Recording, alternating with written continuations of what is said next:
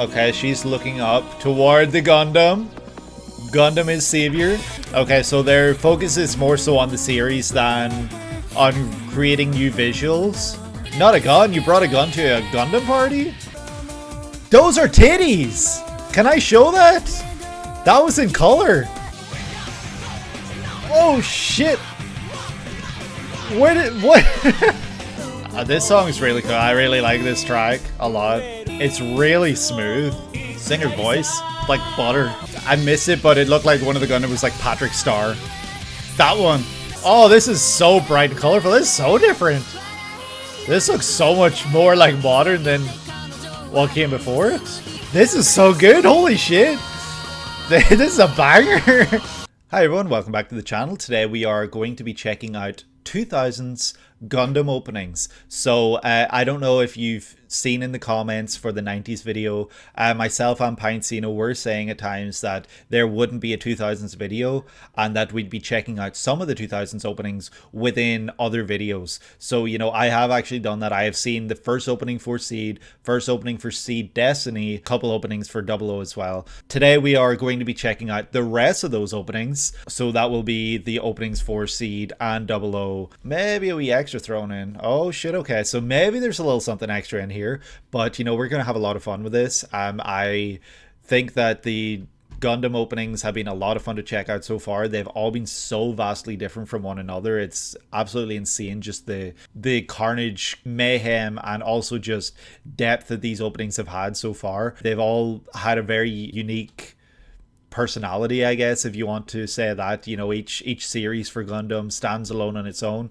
So I'm really interested to check out the rest of these 2000s openings for Gundam, because I have seen the first opening for some of these series already. I will just be splicing my reactions to those from the other video into this video, so apologies if it seems a little wonky or janky. That's just the way we're going to be doing things today. Due to the overwhelming interest and support and request from you guys to do these 2000s openings, we figured why not. So here they are. I'm not doing the SD openings in this video, but maybe down the line, because there will be other Gundam stuff that I will not be checking out in these videos, maybe down the line we'll do a video with the extra Gundam stuff that wasn't checked out in these videos. So the SD stuff, maybe just a couple other things that you guys are requesting that are not in these videos, we'll maybe check out on the channel in a separate video. But for today, we're checking these out, and it's going to be a wild ride. I see that there are 14, so this is going to be a very long one again, but why not just jump right into this? Really excited. Here we go. Gundam 2000s. If you enjoy, please leave a like, subscribe if you haven't already, comment letting me know which 2000s Gundam series is your favorite and which of these openings is your favorite. And also feel free to check out my gaming channel. I post daily-ish, almost every other day, gaming content on there. It's a fun time over there. The link to the description is down below. Here we go. All right, so here we go. Opening number 1. Let's see what we get. Yeah, I have no idea what we're going to get today, so this will be fun. Okay, space. We're continuing the space theme. I just did a bunch of Gundam openings. Wow, look at that. That's crazy. Mobile Suit Gundam Seed.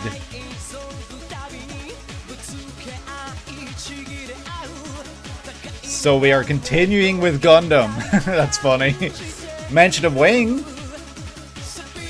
Yeah, you can see the transition between cell and digital here. Looks very different. Looks great though. Very poppy opening too. Oh shit. Having been exposed to the twinkling.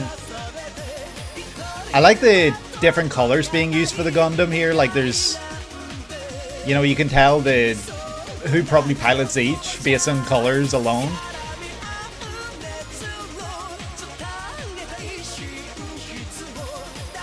I really like the twinkling sound in the background. Yes, this.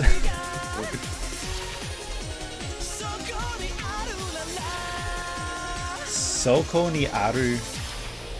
Hell yeah, we are back, more Gundam. So funny enough, the singer's voice did sound familiar, but I'm so bad that I would never be able to place it. I just hear singer's voice and I'm like, huh, this sure sounds familiar. This is Mobile Suit Gundam Seed, released in 2002 by good old Sunrise. They're back again, and this time directed by Mitsuo Fukuda and written by Chiaki Morosawa. They both met in their school days. They joined Sunrise in 1979 at the very young ages of 19 and then eventually went on to marry each other. Oh, that's cool. Character designs are by Hisashi Hirai, whose work is all over the late 90s to mid 2000s. Kind of emblematic of the era. The song is INVOKE by TM Revolution, who did Soul Eater and Darker Than Black. Yeah, again, I would never hear that.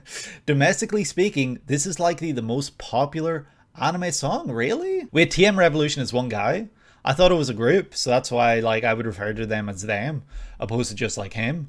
But yeah, no, that's crazy. I would have thought that... Actually, yeah, that makes sense. It's a Gundam opening. So yeah, like Gundam's huge in Japan, so you know it would make sense for a Gundam opening to be the most popular TM Revolution opening, I guess, that they've done. I guess Seed, I think I mentioned it maybe in a comment recently, but Seed, I think Wing and Witch from Mercury are the only three Gundam entries that I had ever heard of prior to checking out any Gundam. So when I was checking out Gundam openings in the previous two videos that I posted, I was really surprised by just how many there actually are. But I'm so like happy to be able to check out all of them because they were all great. So, you know, now that we're at Seed, which is one that I'd heard of before, it's very much a departure from the old look of Gundam. Obviously, it's gone from cell to digital now, so things look different. But in terms of the production and what I saw, it still very much looked like Gundam. It didn't look like a different series entirely, so I'm glad that transition didn't seem to be like something that kind of switched and changed too much about the franchise. It still, you can tell it's Gundam, you can tell that everything remains the same, I guess. There is a noun in the next blurb that you're just going to whittle down to a single letter in brackets to preserve word count. You'll see why. In Cosmic Era 0071, humanity is divided into coordinators, those genetically modified at birth and driven to space, and naturals. Those that have not been altered remained on Earth and largely looked down on the coordinators. Our Lord and Savior Kira Yamato is a coordinator that lives on a neutral colony which is attacked by Zaft, a coordinator military group seeking to steal a set of new mobile suits called Gundam. So this series is essentially a hard reset on Gundam in general, and like it's obviously not continuing the UC, but this is retelling an alternate version of how Gundam came to be because it's a new kind of mobile suit. So that's interesting.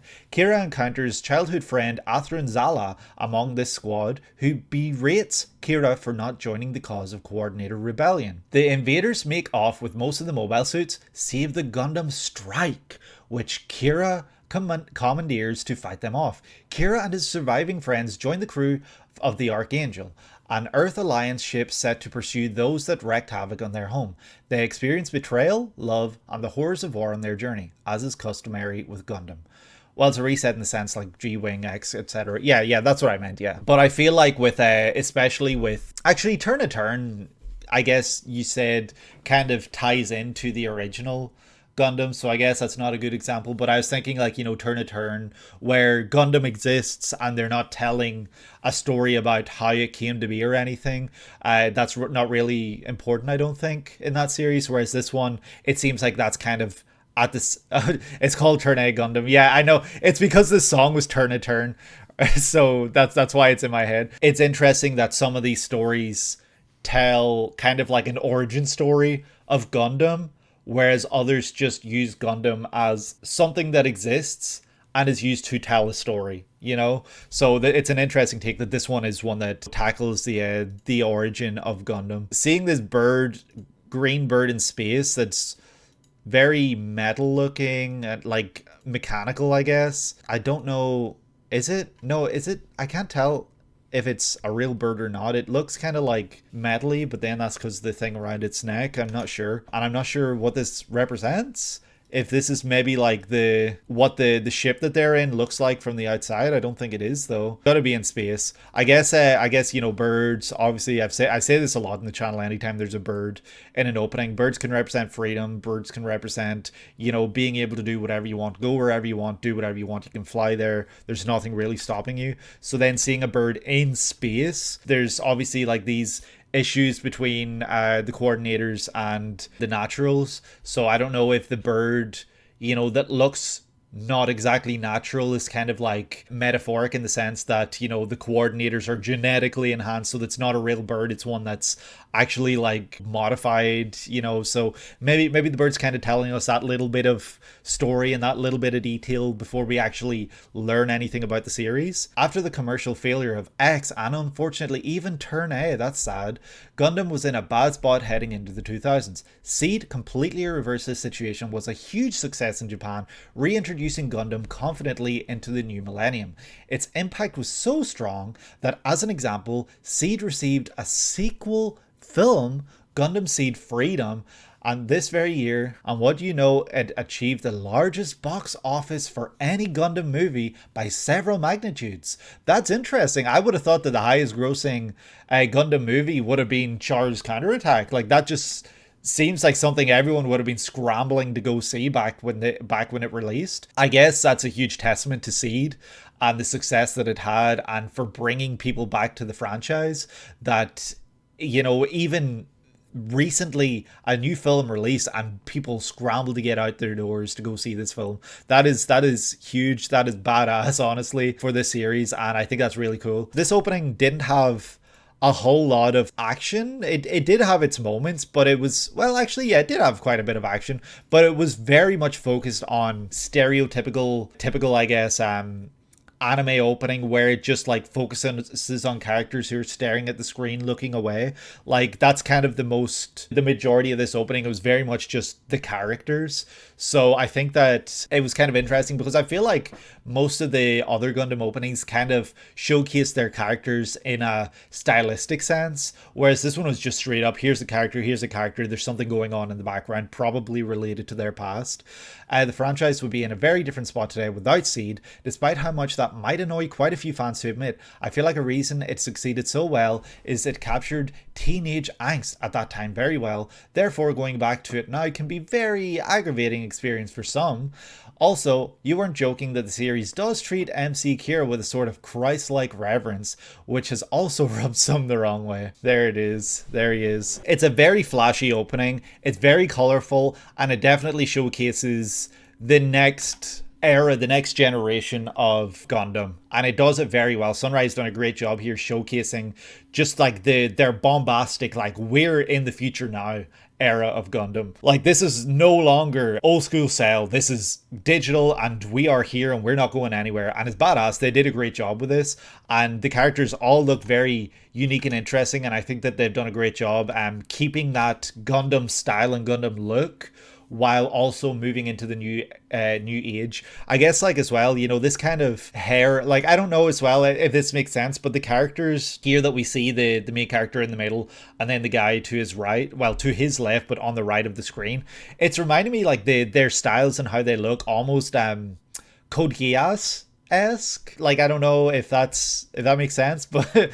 that's what I'm seeing there. Gundam Seed has some really cool looking Gundams here, Gundam suits, Gundam Mobile Suit Gundam, I don't know, like, but you know, it's kind of yet again like I remember in Turn A Gundam, it departed from that like real flashy, add wings, add big guns, add like all these extra features, and made it more stripped back. And I see that we're kind of reversing that yet again here by kind of making it the center focus again, where the Gundam are very flashy looking and look like if you were going to build these kits, it would take a long time. They look very difficult to build, but they look very cool. So it's definitely a return to that kind of style of Gundam. We saw that in openings like After War X and Fighter G, stuff like that, you know, where it had like these real big flashy designs for the Gundam. So I feel like that's kind of returned to this, and it's not bothering me at all. I hope that's not what it sounds like. I'm just commenting on what I'm noticing in this opening. Our main character here, I feel like we don't see him smile this entire opening, so I'm kind of wondering now if he is someone that is very serious. And also, right there's the guy we've been looking for. There's our Char stand-in. It's so brutally painful, or not brutally painful, brutally obvious that that is our Char stand-in. The hair, the mask. Yeah, there he is. I guess I forgot to look out for one, but we saw it here. So yeah, this is a really, really cool opening. I'm glad that we were able to check this out. Characters, you know, standing with guns in a war-torn battlefield, very Gundam.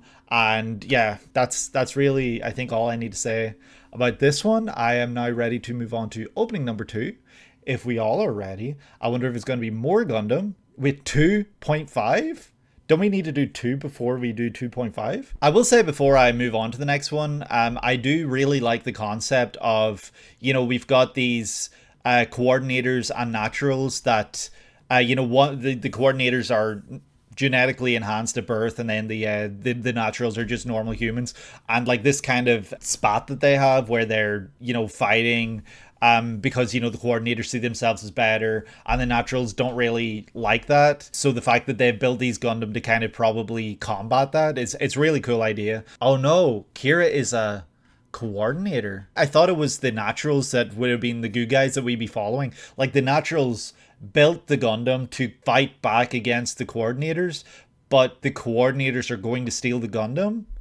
So that's really interesting. I wonder why they need the Gundams if, like, the mobile suits, if they are so superior. You know, they should be able to combat them. They should be able to fight them as they are. So, you know, maybe a little bit of an interesting take there. Oh, he's a natural from his...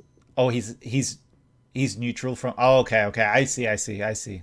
That's pretty cool then. I really like the concept here, and I think shots like these showing a character standing with a gun, showcasing, you know, who are the naturals, who are the coordinators. I guess like it was kind of hard to tell unless, you know, you can kind of look into the characters by stopping and pausing on them, who might be what, like who's a natural, who's a coordinator, etc. They berate him for not joining them in the cause, of course. Yeah, well, being genetically superior doesn't mean you have to be an asshole to people who aren't, you know. So it's a really interesting take on the kind of idea of prejudice, I guess. So yeah, I think it would be a really cool concept, and I think it's probably fun to see that play out within the series itself, because it's a unique take on Gundam. It's something we haven't seen before. Oh my god, those titties were flying. Like that kind of a, you know, naked silhouettes is very 90s, but I guess this was early 2000s, so, you know, that Gundam design is badass. So if I'm understanding this correctly, because I feel like I didn't question this previously, Kira Yamato, he lives in a neutral colony, which means that there are both naturals and coordinators living kind of in peace, in harmony, I guess, with one another. Like there's no fighting, there's no like anything. And then the Zaft group, who are all coordinators, show up. There's maybe some tension. Okay, I see. And they try to steal the Gundam from the naturals. He kind of hides that he's coordinator. Interesting. I wonder if that's kind of like a blemish or something of shame that he sees, or if he just doesn't want to be seen as one or the other. I wonder if he just wants to be seen as himself and, you know, not taking sides. I'm curious then if that's what the reason why he hides that, or if there is actually a deeper reason to it. Coordinators were driven to space. Earth is inhabited by the naturals. So then why are there naturals on a colony in space? Like, I guess that does make sense. But yeah, at the same time, I guess just because the coordinators went to space doesn't mean naturals didn't also do that. So yeah, I guess it kind of like writes itself. Oh, that started immediately. It's very loud. Okay, so this is much more somber. Searches for answers. Okay, she's looking up toward the Gundam. Gundam is savior. Okay, that was a similar shot, correct? Mobile suit Gundam seed. Okay, seen this before. Okay, so their focus is more so on the series than on creating new visuals. Dual Gundam. Buster Gundam.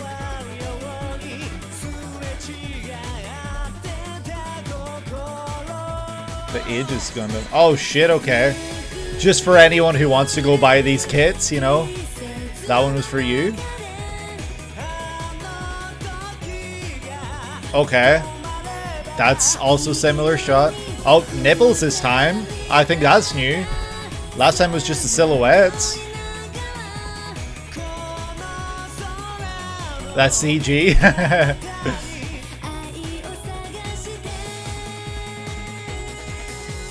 Clear to blast off. Okay, so that's very real robot right there with the cord.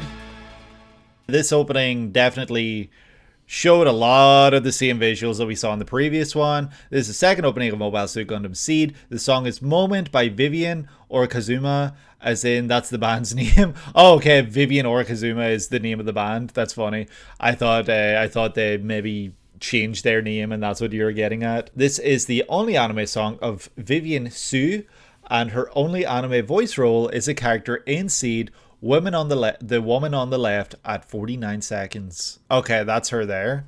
Okay, she's got a really cool design though. I like her look. She stands out very much from the rest of the characters. She looks very different from the rest. This guy as well looks like he'd be either really cool or kind of like a by the rules Strickler kind of like military guy. I don't know which kind of vibe I'm getting off him more than the other. It's interesting that they decided to reuse a lot of the same visuals. I imagine that is, like I said, because they were this was the first, I believe this was the first anyway, series that they did in digital, so maybe it was taking them more time and more of their resources to actually complete this series than in the previous series like Turn Gundam. I wonder if the reason that they're reusing the visuals from this opening is because they were putting more time, attention, detail and everything into the series proper, and they couldn't really sacrifice that time within the opening itself, so they just decided that, hey, we'll put out a new song, we'll put out some new visuals, but for the most part it's going to be stuff you've already seen. And yeah, it doesn't really doesn't bother me. Obviously, as a reactor, I want to see new visuals that I can latch onto and kind of theorize, kind of analyze and stuff like that. But in terms of a viewer, it doesn't always bother me. Like, so long as the opening is memorable, fun, and good, I don't really care. Like, you know, some of my favorite openings and endings that I've seen, especially when it comes to endings, some of my favorite endings for series are the endings that aren't very flashy in your face or don't have a lot going on. It's just kind of like slideshows and like just a good song in the background. Like, for the most part, like, I kind of latch onto those a lot because they tell you a story in their own different way. But, you know, this opening didn't necessarily tell me a whole lot that I couldn't already have known, or I didn't already know from the previous openings. Obviously, it's cool that we get to see this kind of location right here where it's behind them. It looks like either like an island in space or a colony or something, but it looks like we're seeing it through the lens of this ship or some sort of space station that's been destroyed. So, you know, obviously having all the characters in front of this looking out longingly and, you know, looking very down and nobody really looking happy until we see this girl maybe tells us that things are not going well for them, perhaps, or that at the very least they're going through a lot at this point within this second opening anyway. When this second opening would play is when shit's going down and things are getting serious and they're kind of like really just getting down to the nitty gritty. I realize as well now that this maybe isn't actually a space station, but it might actually be like some sort of artificial like land, like maybe one of the colonies that was built, because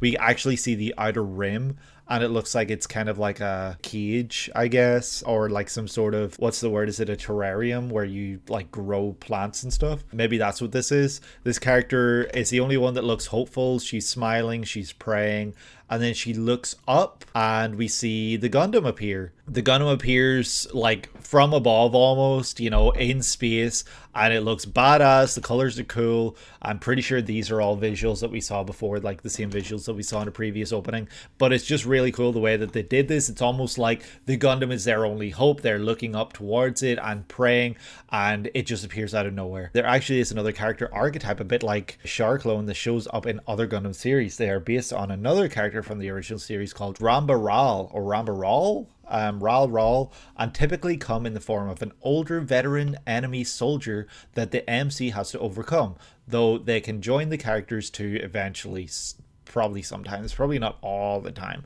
And they're typically also married and working with their wife in a power couple type combination. That guy you focused on early on would be that for Seed. Oh, interesting. So he is kind of like the military guy, like a veteran soldier. That's kind of what I latched onto. And this is his wife then. That's really cool. I like their look. I think that they're a really cool look for a couple, and the way that they appear together is really badass.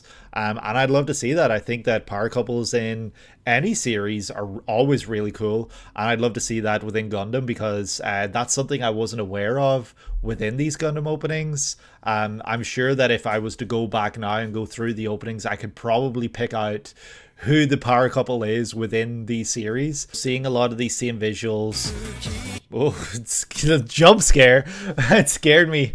Holy shit. I think that seeing a lot of these same visuals definitely just tells me that either they're going through the same things and not much has changed from the beginning, or that they were pulling their resources elsewhere. Obviously showing the names of the Gundam models, the names of the characters, and the way that they would be presented on a Gundam kit is obviously done with the intentions of, hey, if you like this model, if you like this character, go buy the kit. It's cool though that if I wanted, I could pause and learn the names of the characters and the names of the Gundam. I don't really want to do that, because I do want to check out pretty much all of the Gundam series one day, and you know, I'd like to have some level of blindness, I guess you could say. These are 3 of the same model, so that's interesting. It's also like cool when it shows shots like this where the characters are all on a Gundam or something like that. We've seen it in some of the other openings as well, because it gives us this storytelling element, or this more so a visual guide of just how huge these Gundam actually are. Like, it doesn't really focus on that a lot. It just shows the Gundam fighting other Gundam. And anytime we see Gundam in front of humans or anything like that, it's kind of in the series like a 8th MS team, where it's kind of like the models are built for jungle warfare, so they are a lot smaller.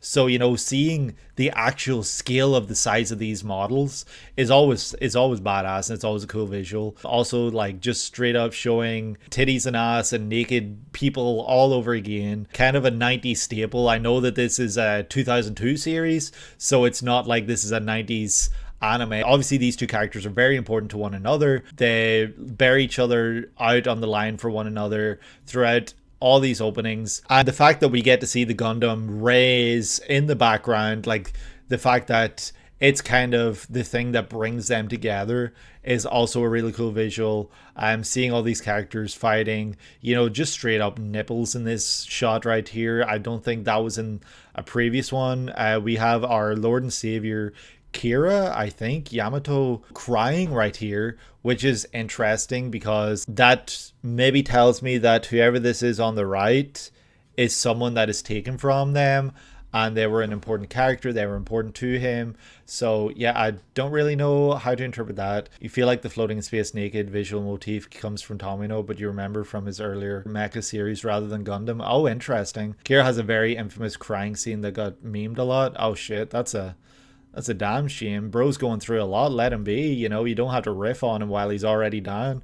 Don't beat him while he's down. Also, like, holy shit, the size of this sword. What is that? They're no longer using beam sabers. They're just straight up using 20-foot long swords. That's crazy. And the other arm holding a big ass rifle.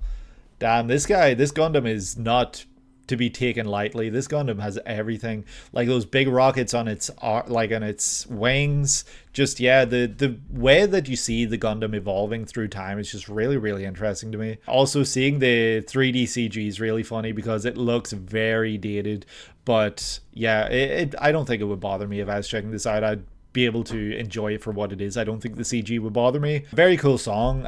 Definitely had a more somber tone and less upbeat and less of a driving force than the previous one. But it fits some of the visuals that I was seeing in this for sure, because there were a lot of kind of somber looking visuals. You know, the characters were looking very down, very sad within, like, and stuff like that. But yeah, I think I am now ready to move on to the next opening. I wonder if it's going to be another seed opening. I'm not sure. I like this visual too. By the way, I feel like this is very key art-esque. Like, this is something you would either see on a poster as a visual for the upcoming series, or on a DVD kind of cover, you know, that sort of thing. This is very flashy in your face and very cool, showing a lot of the different designs right here, you know, ships and Gundam themselves. Next opening, let's move on. Oh shit, okay. We're bringing back the techno and the driving. This is very early 2000s. Like, you could lump this into late 90s, early 2000s. I touch your shoulder. Who's this character on the right? I can't tell if it's like boy or girl, or they're kind of just androgynous. I really like this little robo-bird. Yeah, they're just a couple the entire series. It's funny. Not a gun? You brought a gun to a Gundam party? Scythe?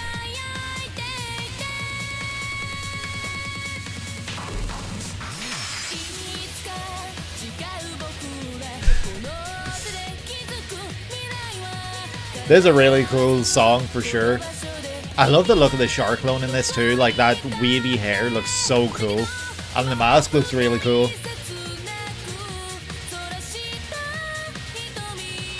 I really like that. Like the voice read. Wow, there's that visual again. Oh, this time it was a little different. Okay. Oh, shit.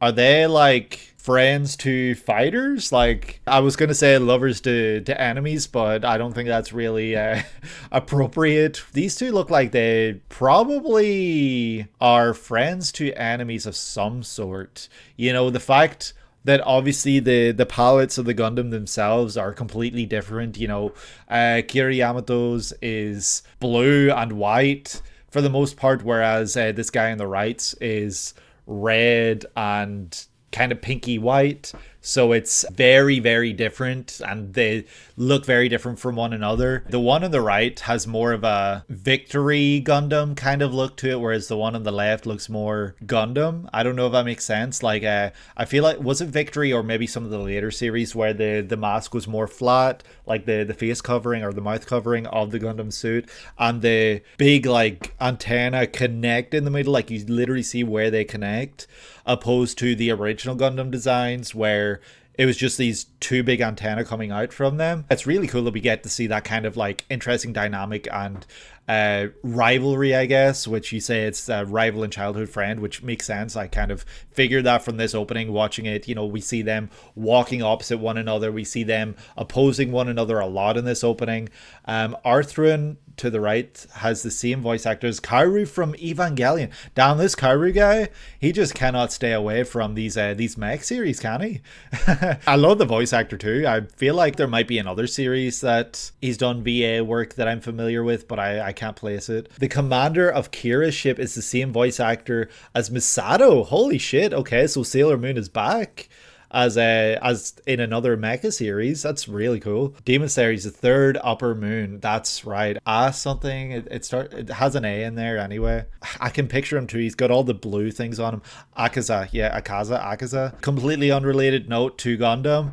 I have not seen the latest season of Demon Slayer. I have seen everything else, but not the recent, what's it called, the Hashira training arc. So if that's something anyone wants to see on the channel, let me know, I guess, and I could easily check that out.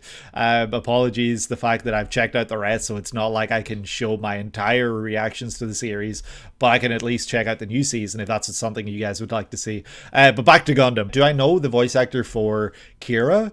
because if it's got some attachment to Kaoru or any of the characters that that voice actor has played, that would be really funny. Love the voice actors, so I feel like I would immediately latch onto this guy on the right. Pinecino, you've been saying the whole meme is that Kira is our Lord and Savior, and a lot of people don't really buy into that, and a lot of people are kind of like iffy about it. But if the guy on the right is voiced by someone that I really do like the voice actor for, I think I would latch onto this guy right here, unless he's just a whiny, annoying character. But then at the same time, I don't get as bothered by that like whiny kind of trope as some other people. He's loved in Japan. Well, that's where it matters, because that's where the largest market for Gundam is, and that's all that matters. I think that the song itself was really, really cool. I loved that it really just kind of went back to the kind of sound of the original Seed opening, where it had this real techno sound, and it really just had a real cool beat and real highs.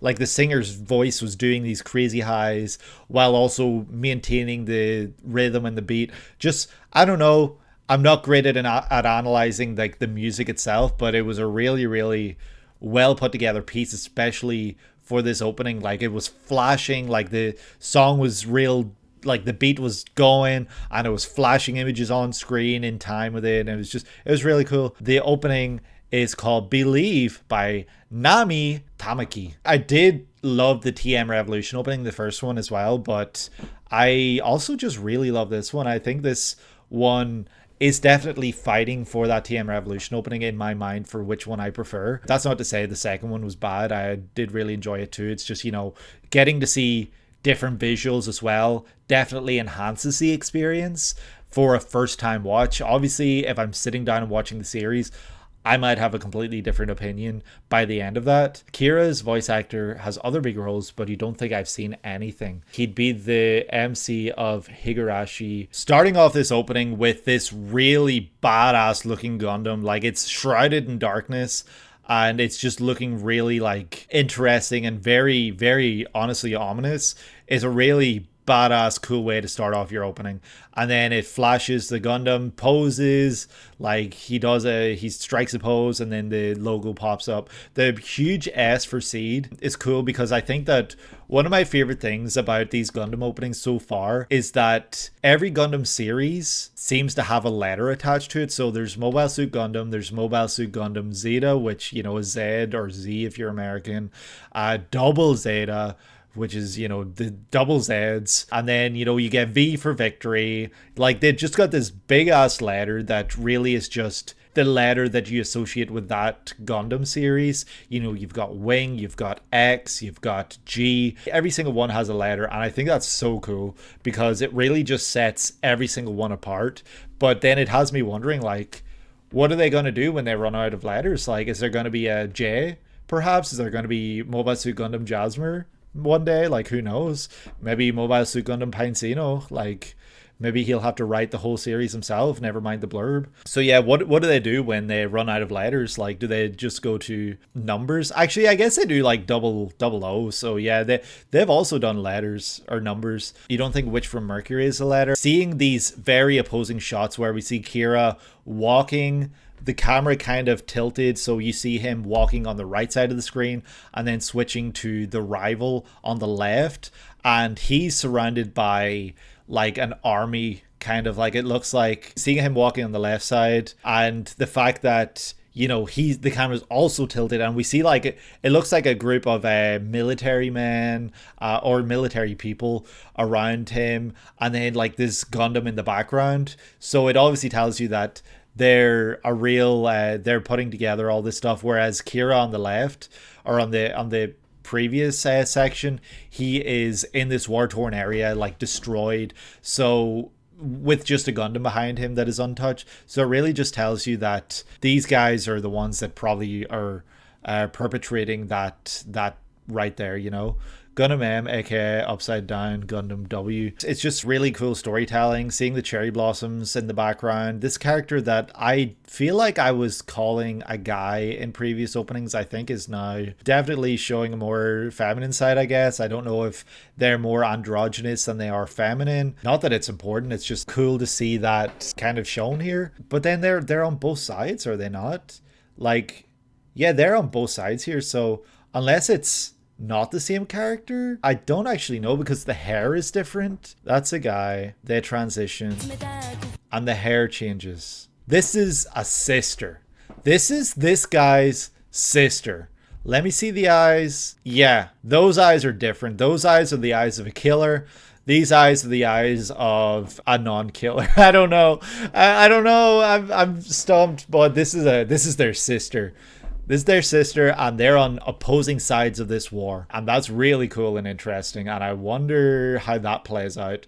I don't know what this stone represents. It probably represents someone, because then we see this scene with this girl holding something that could be that stone or something representing it anyway. Guy on the left, it just looks cool. To be fair, you think you said it last time, but Hisashi Hirai's designs can blend together and have that androgynous look in general. Ah, okay. I think you did mention that before. But yeah, obviously some of these characters you can tell. Yeah, some of them are a little interesting and hard to tell, but that's not a bad thing. That's cool, and it's an obvious design choice and not a mistake or anything. The bird that I was questioning whether it was an actual character or just a metaphor showing up again. I really like the look of this bird. Looks like something that looks like the mascot for the series. Looks like something that, you know, you could just go out to the store and buy a little small kit for, or just something related to this. And then we see him and her again. They have their little moment, and then, you know, we get all these flashy moments with the song in the background. Just really cool. And then the drop happens. Like, that's just cool. Like, the shots where it's just dum, dum, dum, dum, and it's showing different visuals. Not to keep bringing up Evangelion, but that's just kind of like what those kind of shots remind me of, where it's just like beat, beat, beat, beat, and then like the visual in the background changes. It's just a really fun moment. Like, it's really cool. Fun fact, TM Revolution did voice acting in Gundam. See, that's cool. In a cameo role, yeah, but that's still cool.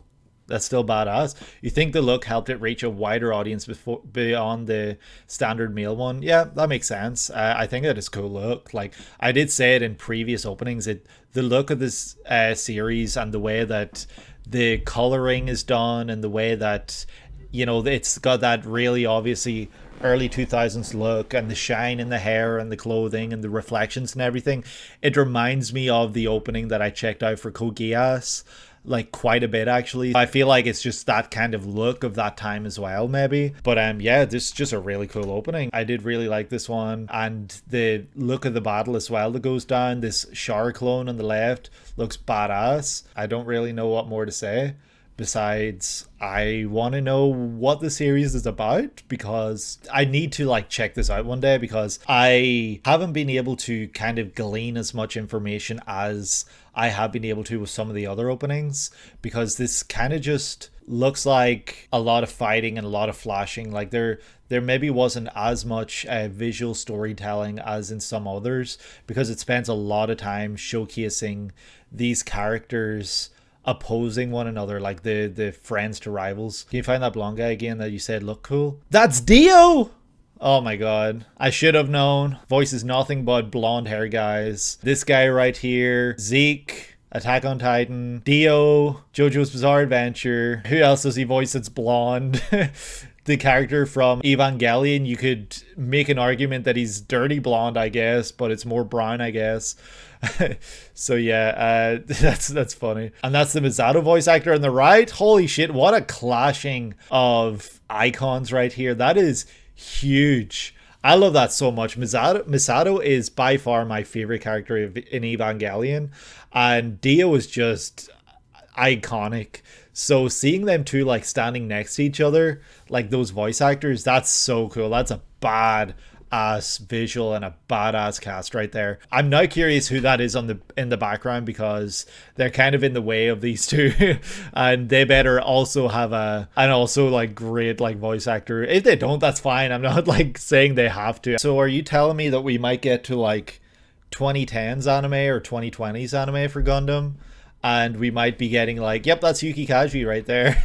All right, well, if we're ready, I think we are going to check out the next opening, which would be opening number 4. Gundam Seed has had some great openings. I've really enjoyed checking these out. I think that this shot right here showing like them flying towards what I thought was maybe some sort of destroyed kind of terrarium sort of thing, or colony that humans maybe lived in, but is kind of destroyed now because it was attacked. Seeing the bird flying towards what looks like it maybe once appeared to be a bird cage is a really cool visual, because it's showing that freedom is out there, you just gotta find it kind of visual. I don't know if that makes sense. Just really cool visual and really cool final shot then right at the end.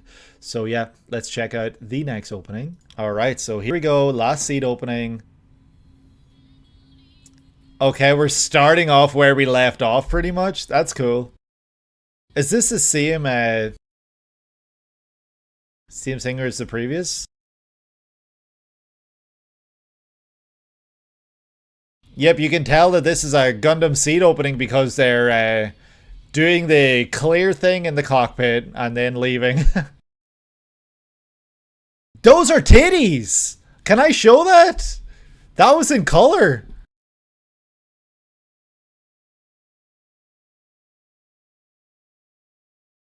Seeing different dreams. I love the look of the guy, the way they just kind of disappeared. That was really funny. That just looks so goofy looking, I don't know. A lot of the same shots here though. Red reaching out for... Okay. And they're reaching for each other now. They're going to kiss on the lips. Yep, this is all stuff we saw before. Still cool though. Really cool song, I really like it. That was the exact same. Oh shit, that was a big ass gun.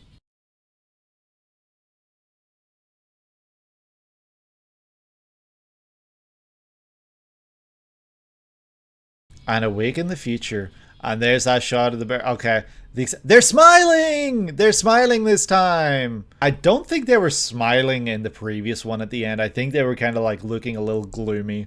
So seeing that this is the final opening for Seed and seeing them smile is kind of huge. Come on, like that's massive, right? And also seeing then that it looks like the girl, I guess, on the right, the one that I thought looked androgynous. I think that there's two different characters. One is maybe a brother and sister, or maybe it was a joint friend that they had in childhood, and that's what it was showing when we saw them on the left side with Kira during the opening.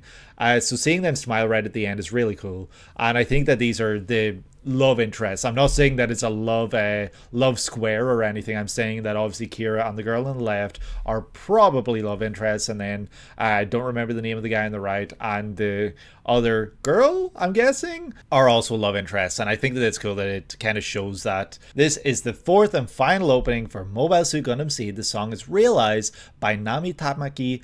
Once again, yeah, really cool opening. This, I liked it a lot, despite the fact that yet again it was a lot of the same visuals that we saw before. So the previous one was called Believe and this one is called Realize, so it's almost like the song titles themselves are telling us a little story, if that makes sense. I might be reaching here, but it's almost like if I was to stop and read the lyrics, which I do sometimes do during anime openings, but I feel like for series that I do really want to check out, I try not to look at the lyrics as much, because the lyrics can tell me more than I want to know, because I don't want to be spoiled too much. Gundam, checking out these openings has been so special, and really it's such a cool badass experience for me that I do really want to check out the series, so I don't want to learn too much. Not yet anyway. Like I would love to learn as I'm watching, if that makes sense. Love that it finishes on smiles here. Kind of tells me that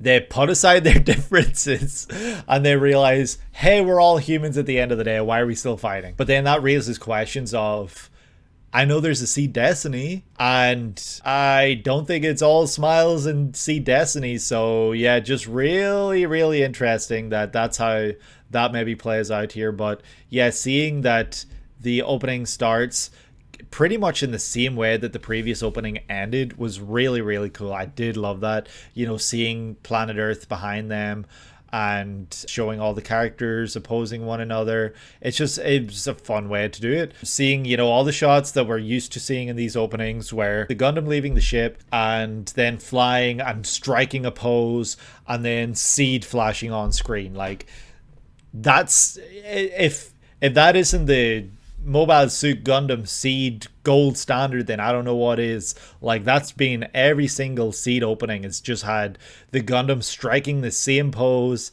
and then the logo flashing in front of it. Like, that's a trait that these openings have at this point. And then, you know, seeing the same shots of them, but then, you know, we're just straight up seeing titties. I'm gonna have to put a filter over that because I don't know if that's really allowed. And seeing all these different shots of the Gundam in space, just a cool shot. I wonder if she is some kind of like royalty, because she looks like she's sitting on the most important chair here. She has the little things in her hair, which might be some sort of special crown or special headpiece to represent her status. I guess is maybe what that represents. She does look to be taller than Kira, so that would make me think she's maybe older, but at the same time, maybe Kira's just a little guy. You know, there's little guys in the world. Not everyone has to be taller. There's tall girls too. Like, you know, look at that movie on Netflix, Tall Girl. Like, there's tall girls out there. Also, we do see the guy on the right here, the one that I was comparing to the girl that we see on the other guy's side. So you think she's on a higher step up? Well, maybe she's just got long legs, huh? Never think of that. Maybe this is clamp style, you know, where just long ass, thin ass legs. The guy in the front middle with one eye closed, he's been damaged in one eye and the big scar.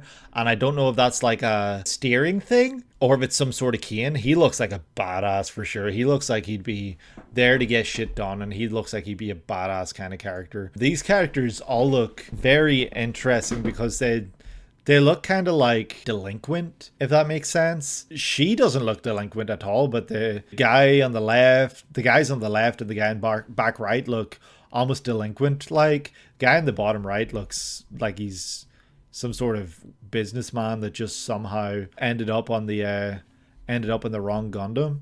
Those boys are no good. Yeah, you can tell by the look, like the way they're hunched over and very uncaring, and you know, their body language is speaking volumes right here. Like, it's so obvious. We're not going to talk too much about this opening because it actually is showing things that I maybe don't want to see.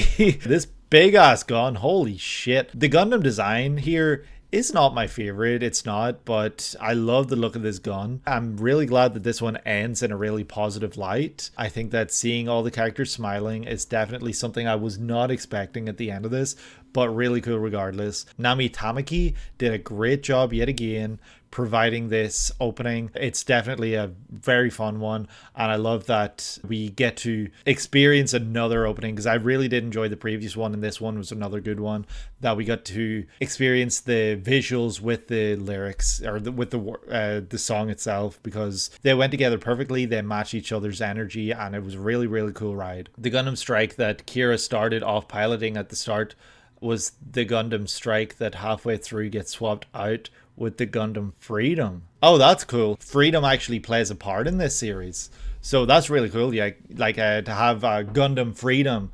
that's really cool. I like that a lot actually. But at the same time, you know, I like the other Gundam too, the Gundam Strike or whatever it was called. It was a really cool look, but you know, Gundam Freedom is badass. Like, what's more badass than Freedom? You know, look at Monkey D. Luffy. Just cool visuals and cool song. And yeah, I think I'm now ready though to move on to the next opening, which will be Gundam Seed Destiny, which is one I've already checked out in a video or in a recording, so I will just be posting that here. Excuse the reaction if I'm like, oh, more Gundam. It's because I watched this in a completely different video. I will link that video down below. Oh shit. Okay, is this Seed again? Does that look like this? Yeah, it is. Okay. Gundam Seed Destiny. Never mind. This is very like very techno. Yo, go cover up. What the hell?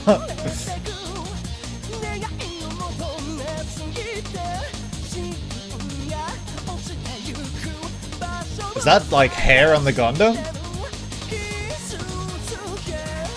Okay, this text looks very, very Evangelion. What the hell? Oh, and they're just showing us the names of the Gundam. That's cool. Makes it easier to go buy a kit, I guess. Oh shit, okay.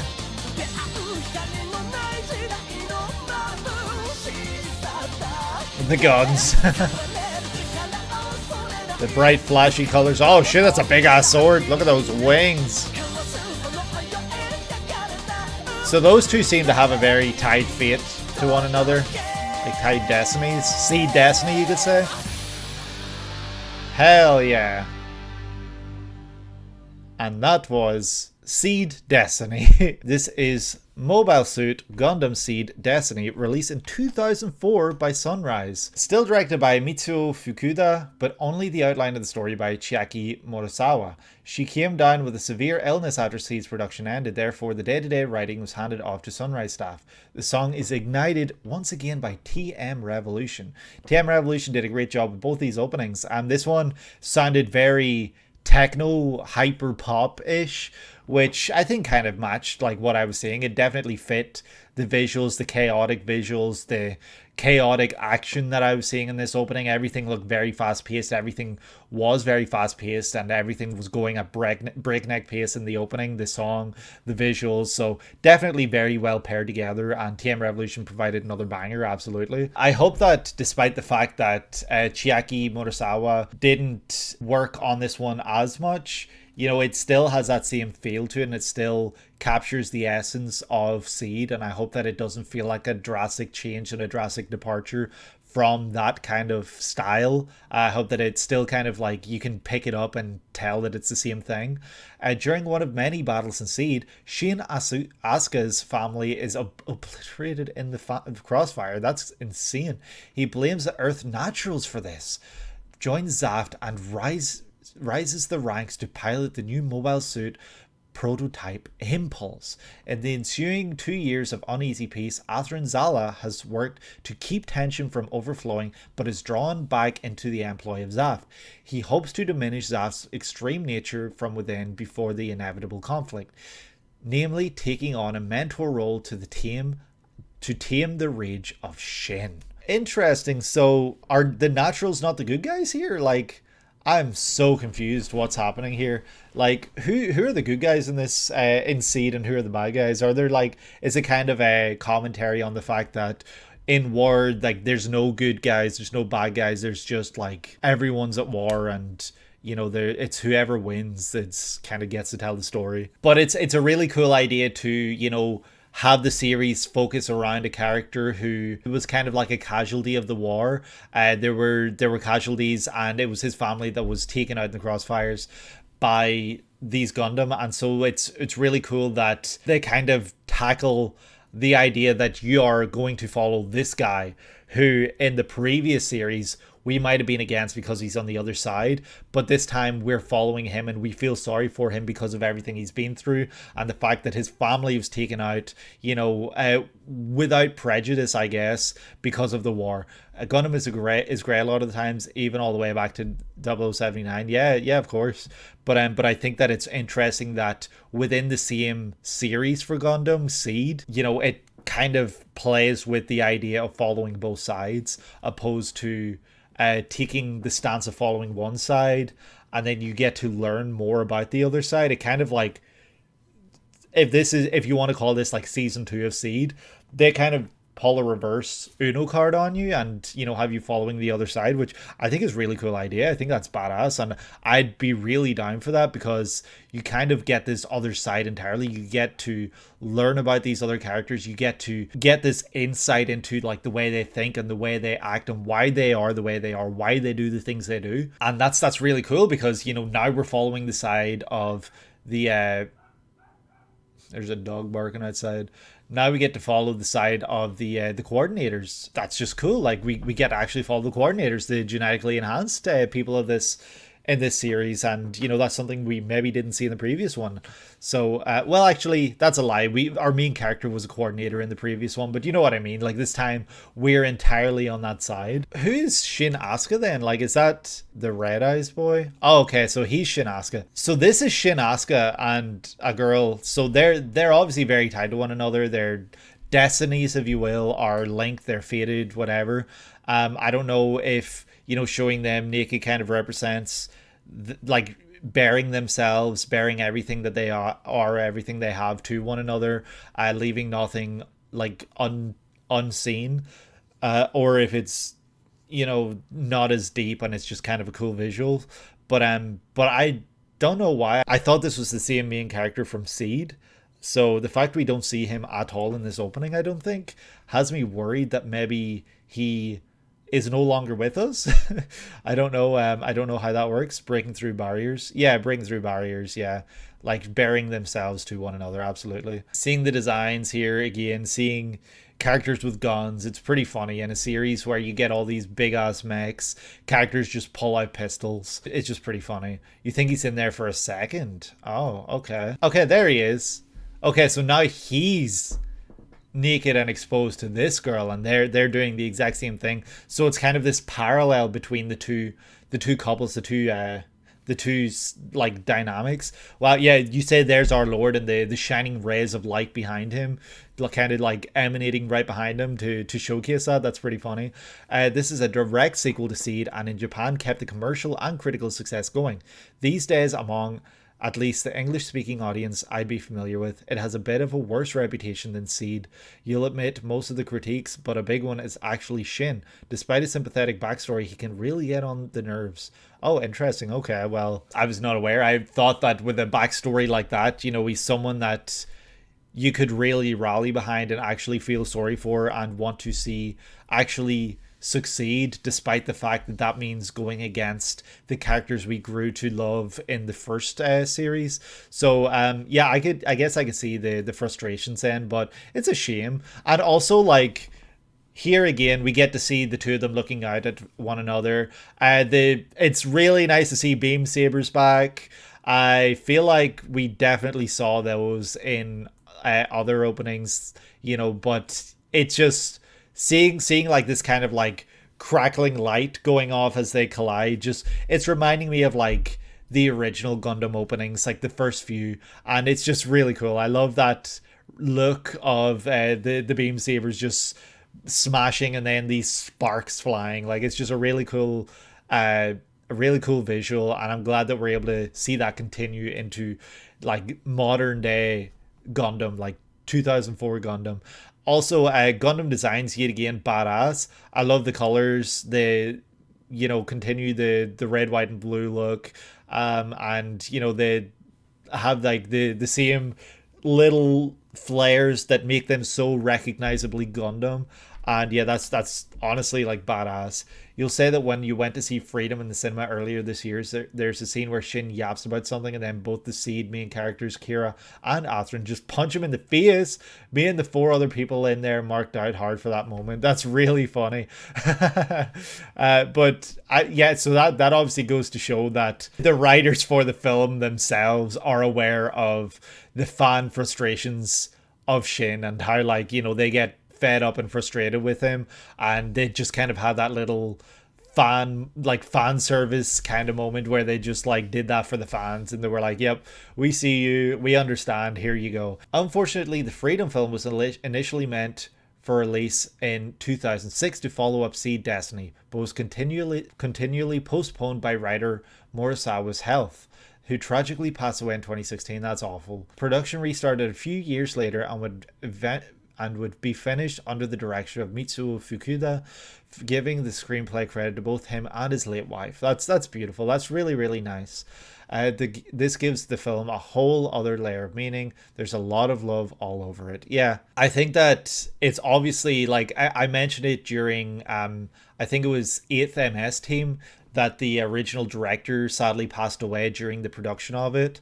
I did say during that it's always really sad when a creator passes before their creation can be fully realized. Obviously the loss of any life is really sad, but especially for like creators who have like this obvious knack for creation and like this love for a series, and you know they've got fans, people who are rooting for them and want to see their ideas realized, fully realized. It's really, really sad when those ideas are never fully realized under their eye, under their care, and so you don't get that finished product. And so like it's nice though to learn in this instance that Fukuda was able to actually take the series, take the idea for the movie and actually produce it, giving credits to his dearly loved and, you know, recently passed wife. It's really nice that he was able to actually do that. That's honestly a really beautiful thing. Also, on that big sword pose, that's typically referred to as the Obari stance. You see that all over Mecha series. Is there a meaning behind Obari? Is that like the name of a director, the name of a character, the name of a mecha, or anything like that? Because yeah, it's just a really cool shot, and I do love this kind of shot, and you do see it a lot actually. Oh, that's the animator. Okay, I see. To that point, Obari pipes up on Twitter annoyed about how many times it's done. That's really funny. He's just like, yo, I did this shot and it was badass and everyone loved it, but that doesn't mean everyone needs to do it. That's like if so obviously Akira, I don't know if the Akira slide is in the manga or if that's just something that was made up for the anime, but that's like if that guy was to pipe up and be like, yo, why is this shit done so much? It's really annoying. It's that same sort of wavelength. Because the Akira slide has far transcended the medium, and this kind of shot right here, I feel like it's also transcended the mecha medium as well. Like, this is the kind of shot you see everywhere. Like, it's not exactly unique to mecha series anymore. Obviously, you know, you kind of need mecha to have it look this exact way, but it's something that you would see fairly often elsewhere. So yeah, really, really badass, cool, in your face. I think it's really funny. Holy shit! Is that a Zaku? Is that what they were called? The Zeon's Gundam kind of styles? Like this looks exactly like Char's, no? Like this is very, very similar to Char's Zaku that he has in Char's counterattack. Oh, I didn't even realize it says Zaku at the bottom. Okay, yeah. Call me a fraud for pretending I was pulling that out of my brain from remembering, but I genuinely didn't read the bottom text. I saw the design of the mecha and I was just like, holy shit, is that this? But yeah, it looks exactly like Char's mecha, only, you know, with more things. Like, I don't think he had the spikes. I don't think he had a big battle axe. So yeah, it's just really cool. I'm glad that you get to see that continue. What's really throwing me in these openings is the hair colors. Like right there, it's very vibrant and glossy looking, and it's kind of very different and not what I'm used to seeing in these Gundam openings, especially when I'm thinking about the older ones. It definitely makes it feel a lot more modern, and it like kind of changes how the whole thing looks a little. But you know, that's not a complaint. It's just like something I've noticed, and it's really throwing me off. Like all these different hairs, like the gloss that they all have. Also, is this a throwback to Zeta? Wait, that's Zeta. Like that's what this is reminding me of anyway. So yeah, this was a very fun opening. I think. Oh shit! There's the Mecha Bird. The Mecha Bird is back. The Mecha Bird is a thing. It's not just in the first opening. It's actually a thing in the series itself. So I guess the fact that it's perched here kind of maybe tells you what you need to know about this character. You know, it's not flying free. It's stationed. It's stuck in one place, and it's on this guy right here who's obviously very down in the dumps and very depressed. So is this our Lord and Savior, or is this Shin? I can't tell because the characters look similar with their hair and faces. It's really just the eyes, but I can't tell from the eyes who's who here because of the lighting. So yeah, I can't tell who it's trying to tell us here isn't free and isn't like really flying away, flying free. If that's kind of what this is trying to tell us, this shot. The guy in the background looks like he hasn't slept in years. That's Hirai's designs. That's funny. The look of the characters as well, like the long legs, the long kind of lanky looks to them. I can't help but think that this looks very clamp. You know, like I did mention in the first seed opening that it was reminding me of Code Geass. I'm seeing it again here. Everything just looks not exactly Code Geass, but like, you know, it's making me think of that. And I don't know if that's, again, a product of the time or if that's kind of the style that they were going for here. I think it's cool that we get to see the characters return. I think it's cool that we get to see another seed opening. And, you know, like all great Gundam series, they have 2 openings. Clamp was very influential back then. And I think it's really funny as well because this looks exactly like the kits that I've seen where they have like the writing across the kits if you go to buy them. So I think that it's obviously very in your face that they're just like, hey, you want to buy this kit, here's the name, here's the character name who pilots it, go buy it right now. I think that's pretty funny. Also another Zaku here with the spiky shield again. I don't know if that's something that the Zaku had in the older anime, like the 1979 anime going on towards like the 80s. I'm not sure if they also had that trait and had that feature, but from the few Zaku that I paused on here, I'm pretty sure they've all had that. So that's an interesting design trait that we see here. But yeah, other than that, I think I might be ready to move on to the next one. Again, a fun opening. TM Revolution smacked it out of the park again. She looks like a Digimon character or something. Was she singing opera? Space opera? I can't remember the name of the main character from Zeta, but iconic. Oh! I didn't know the antenna kind of went like that. That's cool. And then to end with smiling, the person on the right not smiling. What's up with them, huh? That long black hair guy that looks at the camera, same voice actor as Char. They did that on purpose to throw people off, I feel. So same voice actor as Char standing right next to the Char clone. That's funny. I think it's funny that it looks like she's singing opera and a very space opera opening for a series. Opening number 2 for Seed Destiny. Here we go.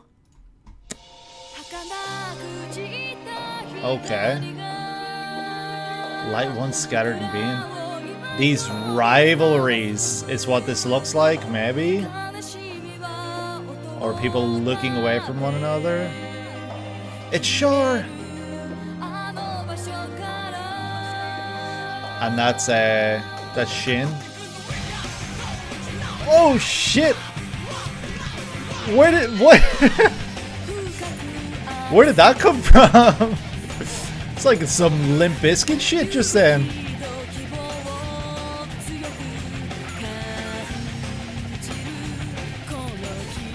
Oh. Oh shit. The way they just point guns at each other with Gundam in the background is just so funny. There's that shot again of her singing opera. In a space opera, of course. This is becoming like the Gundam. Oh, that's shit. Oh, that's sick. That's a big ass. I don't know if it's Gundam or what it is, but that's a big ass Gundam.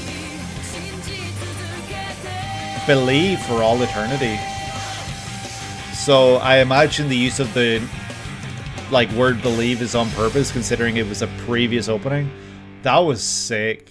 I love that one just like felt like it was like kind of like this song where it's just like, you know, getting you attached and, you know, you're feeling like you're feeling the feels, and then it's just like my way or the highway, like sort of shit, like it just smacks you in the face. This is the second opening of Mobile Suit Gundam Seed Destiny. The song is Pride by High and Mighty Color.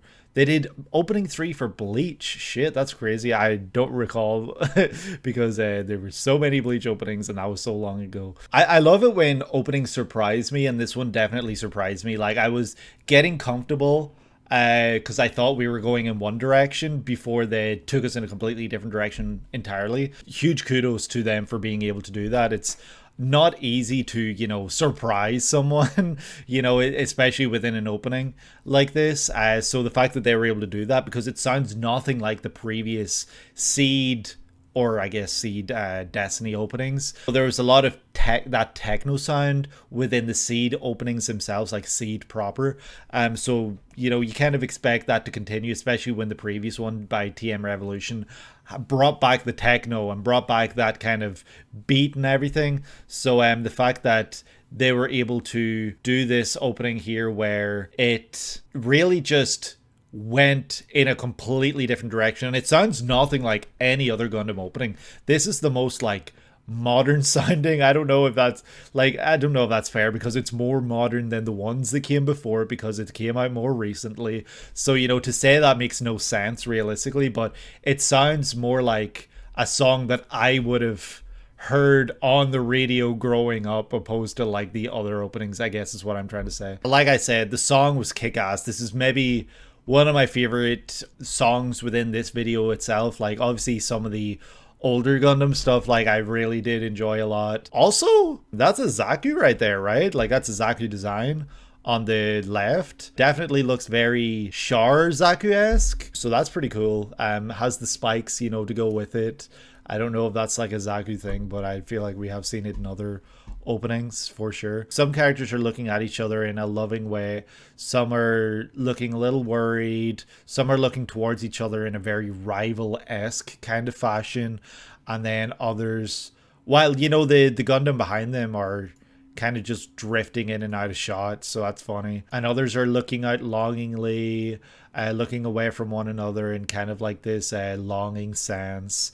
And all the while, there's some real intense, creepy looking shit happening. Like this guy right here, who you said was voiced by Char, he looks like a real menace. He's got those like snake eyes. I don't know what it is about him, but he's got these really like creepy small eyes compared to the other characters that just look like he's always plotting and he's always up to something, and we cannot trust him. Like that's the vibe I get from him right off the bat here. And the fact that he's voiced by Char's voice actor is hilarious. Getting to see Shin, the main character or joint main character, co-main character, I don't know what it is, for this part with light in his life, considering you said that he had his whole family killed.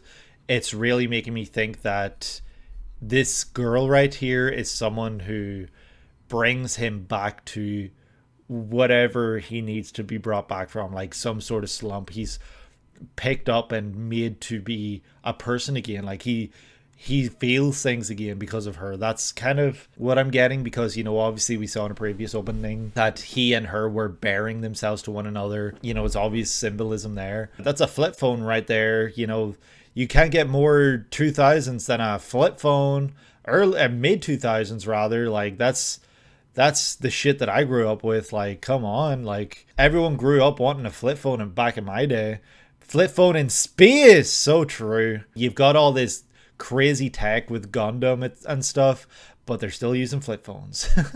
It's just a really funny thought. You know, other than that, it's showing a lot of similar stuff. You know, the Gundam, the logo. We're seeing the cast of characters here looking very down, like they're looking very upset and downtrodden almost. And then here in this shot, we get to see the other side, and they are looking kind of more, I don't know, like Shin on the right is looking up and the rest are looking kind of at us. So it's got a completely different feeling from here, where most of the characters are looking away, opposed to, you know, the main girl, I guess. I don't know if she is or not, but, you know, the pink hair girl, she's looking at us, and she's always been the one who's been bringing that ray of light when others haven't. Others are looking very down a lot in the previous openings for Seed, and she's always smiling, praying, etc. So she's like this side's anchor, I guess, whereas here they're already like, nobody looks down or anything. Seeing the Zaku next to the Gundam here is really interesting actually, but I think it's pretty cool. And then we get this completely trustworthy guy, as you said, just in between whatever is happening in the background there, next to, you know, Char, voice actor. You know, we get the actual Char stand-in, I guess, or clone for this part. And then we get to see her pointing her gun at the Char clone. And we can tell it's him. If not obvious by the hair, we can tell it's him by the mask that we see, because he was wearing the mask in the previous shot, or in the previous scene that we saw. The Gundam, again, with the like bright godlike rays coming from the wings and stuff while they're standing in front of it, like bearing themselves to one another, exposing all their weaknesses, exposing their secrets, I guess, to one another. I think that it's obviously reminding me of, I think, the first and second openings. I think this shot was present, but for Seed, that is. But also, like, you know, if Kira does have this kind of like god complex, or like he's shown and presented in this kind of way, this shot might be all the funnier for that. And it's pretty humorous to think of.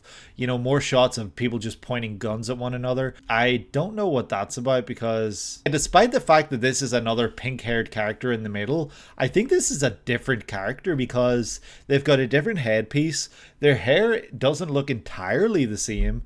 So I don't know what that's about. Like, did they have a child? Either she's got a younger sister, or they had a child. But Kira doesn't look that old.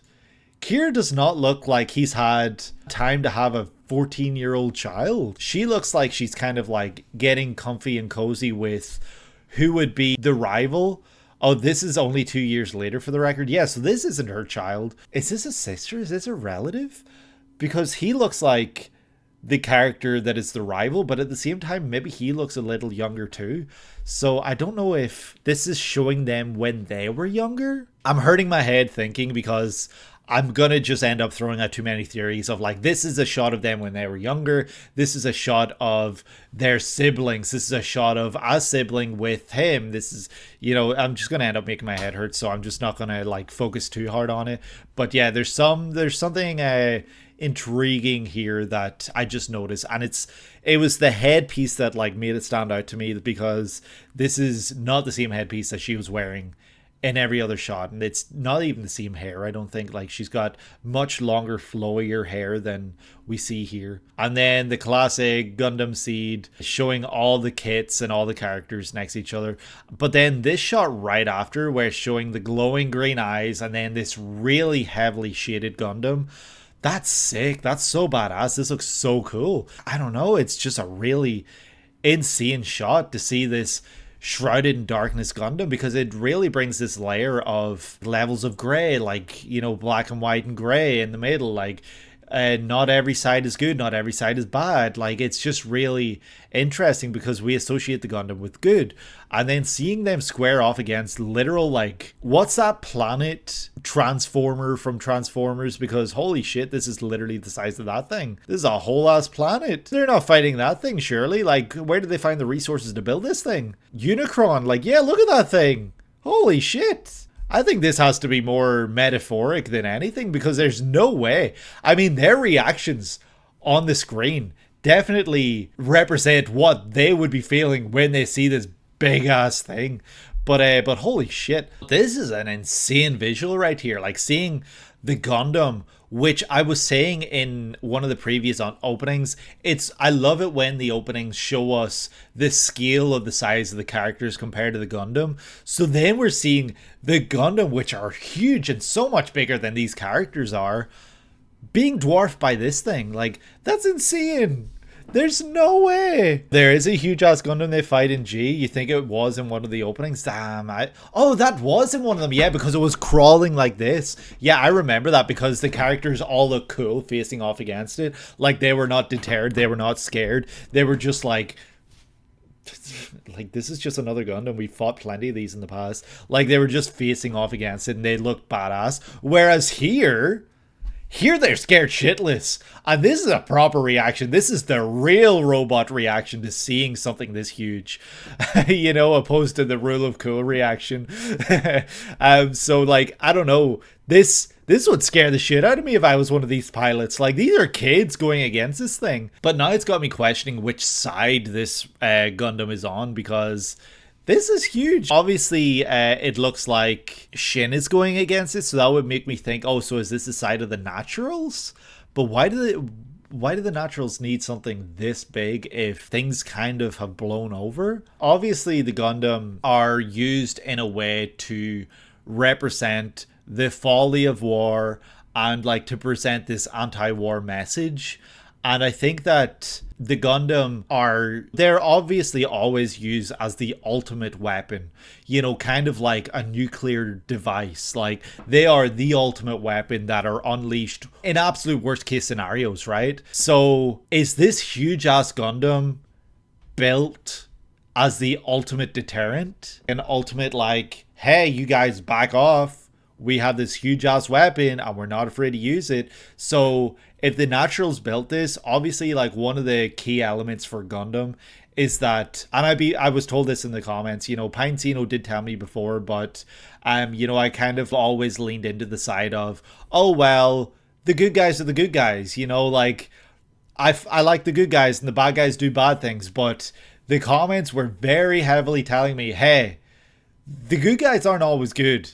The good guys do really bad shit too, but for the most part, the bad guys do tend to do bad things more, so there's always this level of grey. So I think that if this is the Naturals that made this Gundam, it really does play into that whole grey area side of things where, like, are they actually good people? Like, are they the good side? You know, it's just, it raises all these questions. So I think that's crazy that we see a Gundam this large.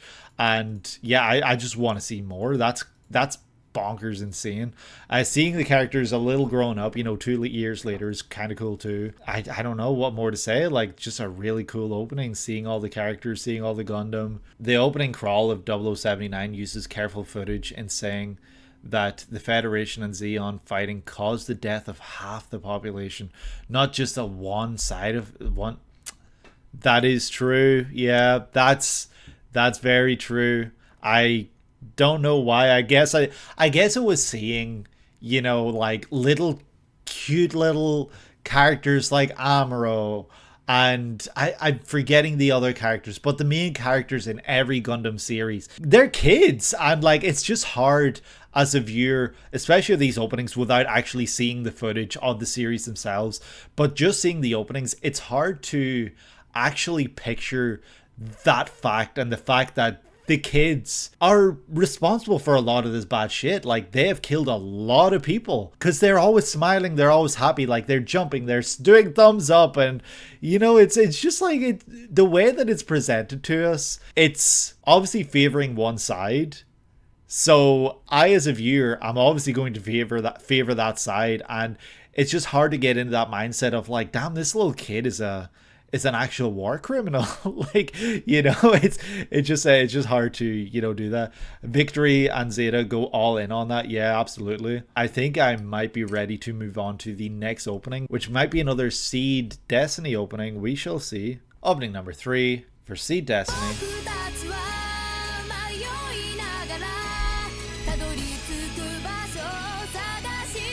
Did they bring Nami back? Okay, I do like this. It's very simple, but I like this visual right here. It's really cool. Oh, hell yeah. We're breaking it down again.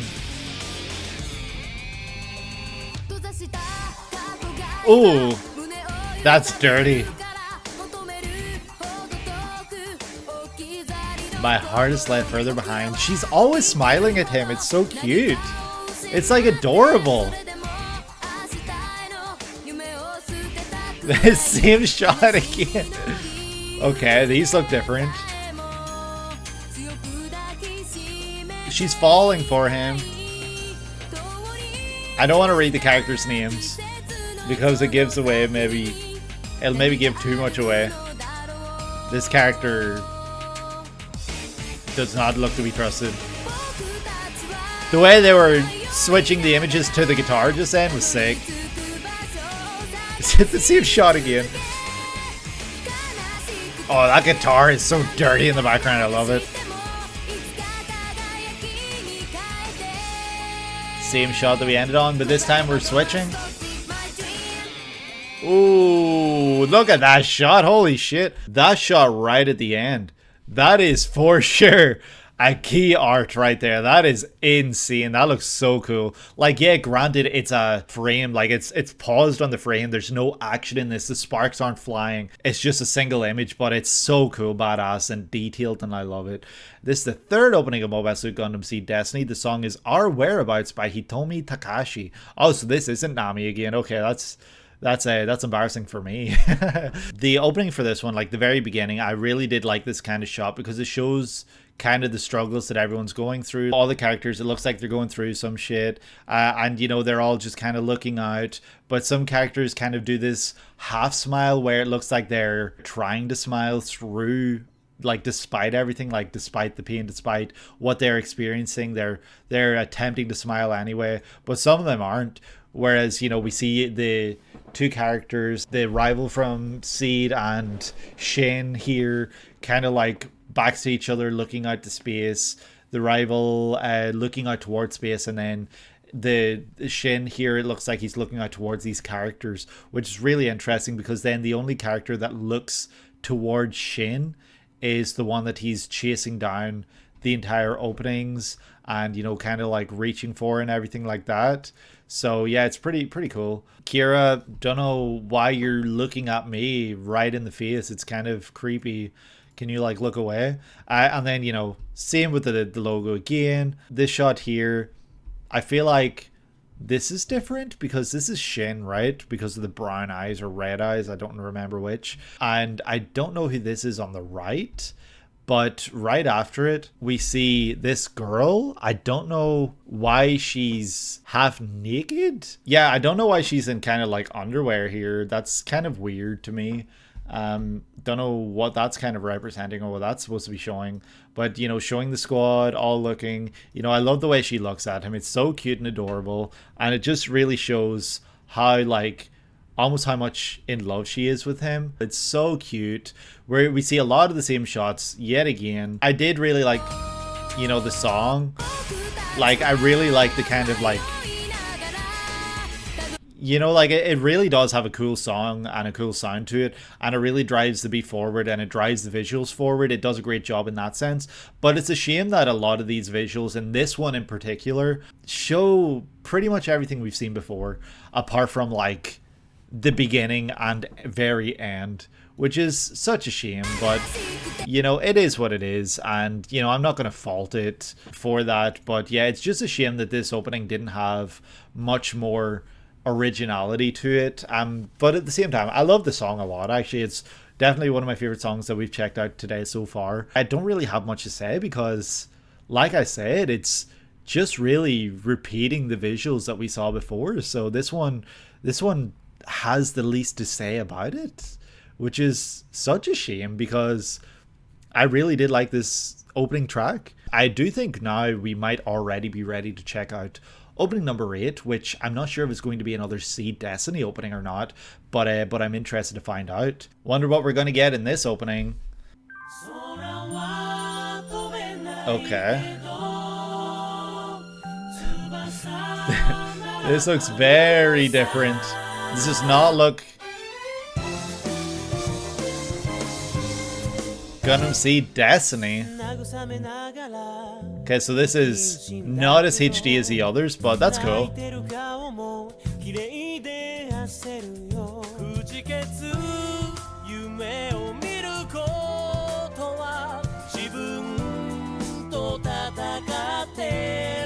This song is really cool. I really like this track a lot. It's really smooth.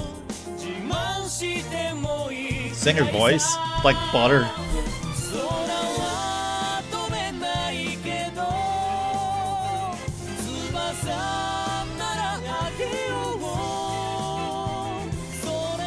That same shot again. I just realized of her like singing and bouncing a ball or something.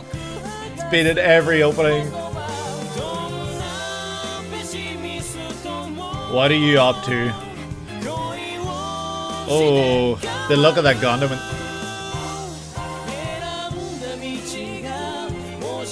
I'll pretend I didn't see that so that I can forget about it. What are you running? Oh. Oh, the bird comes back. Oh, that's cute. So there's the three main boys right at the end, and yeah, honestly, it's a shame that they're not smiling here because this is the fourth and final opening for Mobile Suit Gundam Seed Destiny. Wait, this is originally the final ending or final opening. Interesting. The song is Wings of Words by Chemistry. They would do a very good opening for Full Metal Alchemist Brotherhood, as they all are. Yeah, I am not familiar. I don't think I know Chemistry Destiny at all, I guess, but this is the final opening of Seed Destiny's TV broadcast, but would be replaced by a different song once the HD remaster was released. You couldn't find the actual reason, with fans speculating maybe it was just interpreted as too much of a tonal whiplash from the rest of the openings, or that the lyrics focused too much on Shin's point of view rather than the wider cast. That's a damn shame because this song was so good. I love this song. This is like, because this has been so different from the rest, this one has stood out. And that's great. Like, I love it when an opening stands out amongst the rest. I'm going to spoil it right now because I haven't uploaded the video yet, but I've checked out the Gintama openings recently, and opening number 13, that one was so different from the rest, but it's the one I remember the most. You know, like, when a series with so many openings does something so different, it's the one that you remember. It's one that stands out, and it's one that, well, not always, but for a lot of times it's when they do something different, it stands out and it shines against the rest. It seems these days it's not reviled or anything. In fact, it's seen as nostalgic for those that watched it at the time and underrated by those that have subsequently found it. Yeah, this is amazing. Like, I really did love this opening, and it's a shame that this was not picked up for the HD remaster or anything like that. That's why it's in 4:3 rather than widescreen. Yeah, well, I'm glad that someone was able to put this on YouTube because this was a sick opening. I love that this opening focused a lot more on different aspects. Like, you know, we get to see the humanity of everyone. Like, they're kind of like morphing into the Gundam, so it's like representing that the Gundam are extensions of them and stuff like that. And I think that, you know, seeing different shots like these where they're looking out towards something together, it's just really cool. I don't really know, I don't want to focus too much on certain things because it looked like there were spoilers in this opening, but it's just a really, really cool opening. I love the look of it as well. Like, the 4:3 look definitely gave it a more aged feel, obviously, and made it feel, I don't want to say ancient, that's not the word I'm looking for, but made it feel more retro, I guess. Just a badass cool opening. Like, the look of this Gundam as well is sick. I don't know if this is the huge one that we saw earlier. It might be because it looks similar. Like, it has that same back piece, it's the same like V. So I think this is the same huge Gundam. And then, you know, we get the same shots that we saw in every opening, which is really funny. And yeah, I just think that this opening definitely had legs to stand on, and I think that it was really cool. I loved it, and it's a damn shame that it was not picked up and continued and carried over for a HD remaster. I honestly do think this is maybe one of my favorite tracks that we have checked out today. I know I've said that for a few others, but every time I say it, it's almost like they're getting better. You know, like, this is by far one of my favorite tracks we checked out today for these 2000s openings.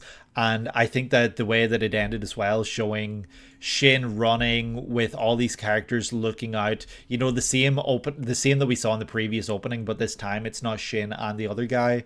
This time, you know, they're looking towards him running towards something, and once she shows up, the person who's kept him grounded, he starts to slow down and he starts to walk at a slower pace, showing then the bird flying out towards Earth this time, and then showing the 3 Gundam models all show up at once. It's just a really cool shot, and yeah, I loved it a lot. Sadly, I don't think I have a lot more to say on this one because I don't want to really spoil myself, and this one did have like little scenes that really kind of looked like they were spoiling stuff. But other than that, like, really great opening. It's a shame, like I said, it's not in HD, but you know, that means we get to check out another opening probably for what was the actual remastered version that people maybe know. Like, a lot of people probably know this next opening, whereas I'm sure people that checked out this one back in the day have a lot of great things to say about it. And this feels honestly like a great wrap-up series. Like, this feels like a great opening to wrap up the Seed story. Like, I know that yes, there is a movie that came out after this, but this was the final opening for Seed, and I think this is a great sign. This is the really great opening to like wrap everything up. So it's a shame, but you know, I'm sure the next one is going to be great as well. So we're going to check out Mobile Seed Destiny's opening number 5, but the one that came out in the HD remaster for the final opening. So we're going to check that one out now. I do think this is a great final opening, because final openings have to tie things together and tie a nice little bow on top, and I think this one did that perfectly. So, you know, we'll see what we get in this next one. Opening number 4, final for Gundam Seed Destiny. Okay, this feels much more hype.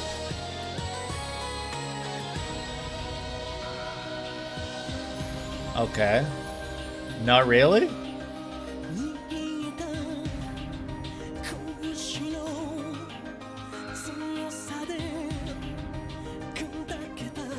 Okay. Not the titties! No! Okay, she covered up.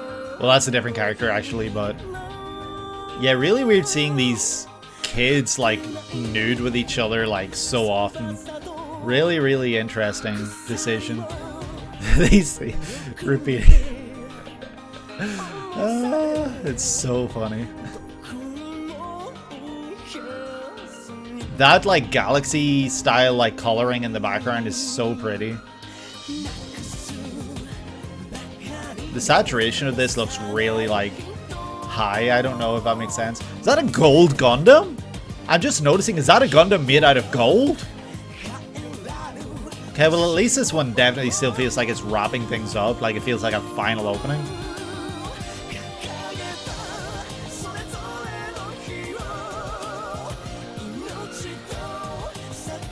It's got, is this like the same visuals as the previous one though? So they remastered the visuals, they just changed the song? That is a pure gold Gundam and that's the enemy? They're all fighting it?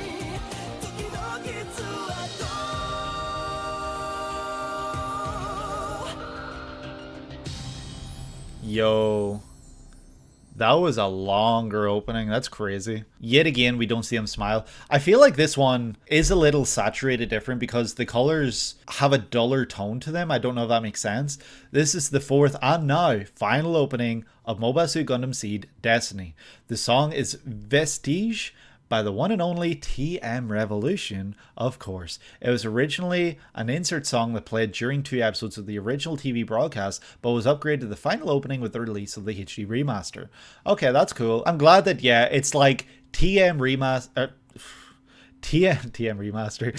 Revolution. I'm glad that they were the ones that did the final opening.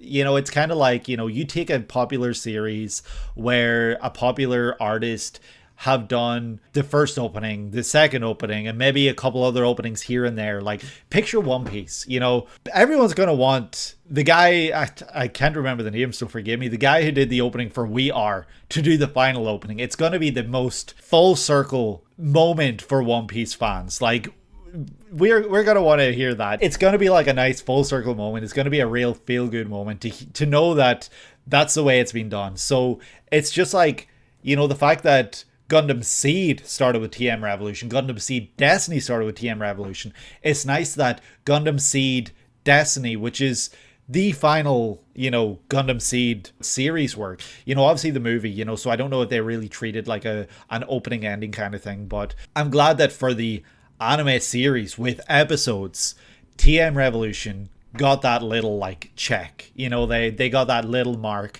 as the first and final opening for Seed.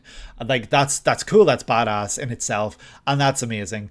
But at the same time, I don't know. I feel like I prefer the song in the previous one.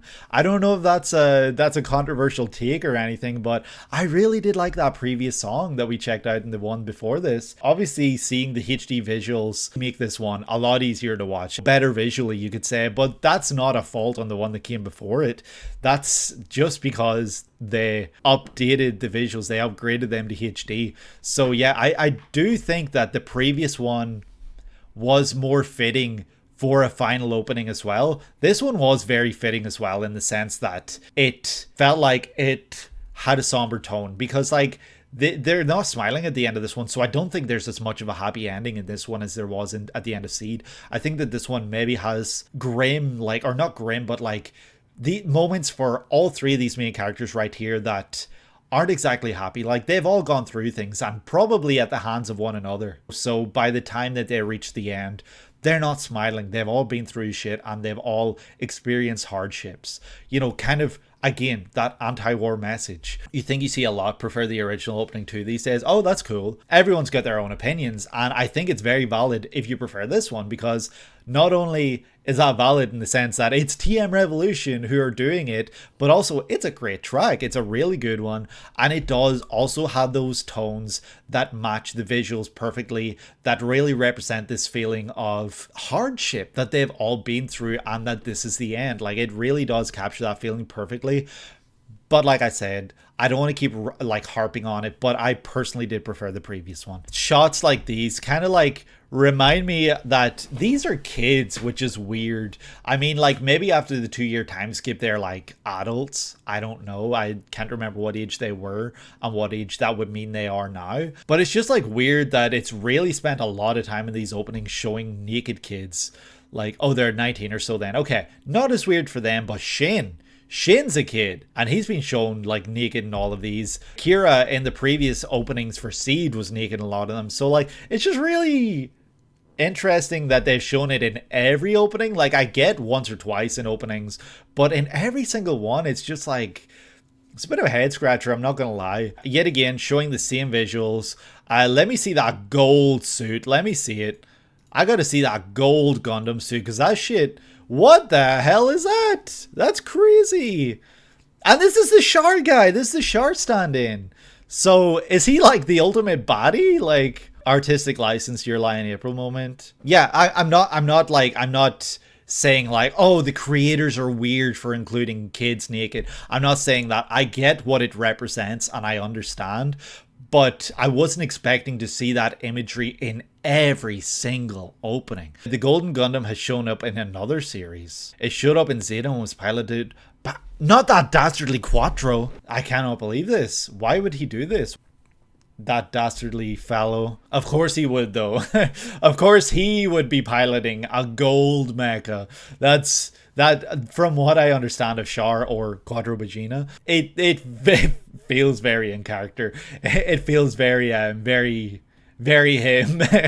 but again, I'm not familiar enough to actually make those accusations and claims, but that feels very in character for him. I think that this was a really nice wrap up send off for Seed, and I know that there is a movie. I said it like a million times, but I think that this was a really nice wrap up feel. And yeah, just really cool opening. And I think now I might be ready to move on to the next opening, which will be 00, perhaps? So this is the extra. Okay, so this is the little extra that you mentioned a little earlier. Is this the opening for Elden Ring, where it just flashbangs the shit out of me? Let's see what we get in this next one.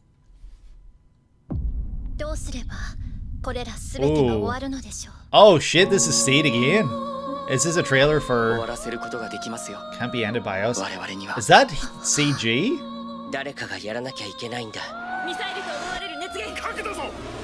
It's a nuke?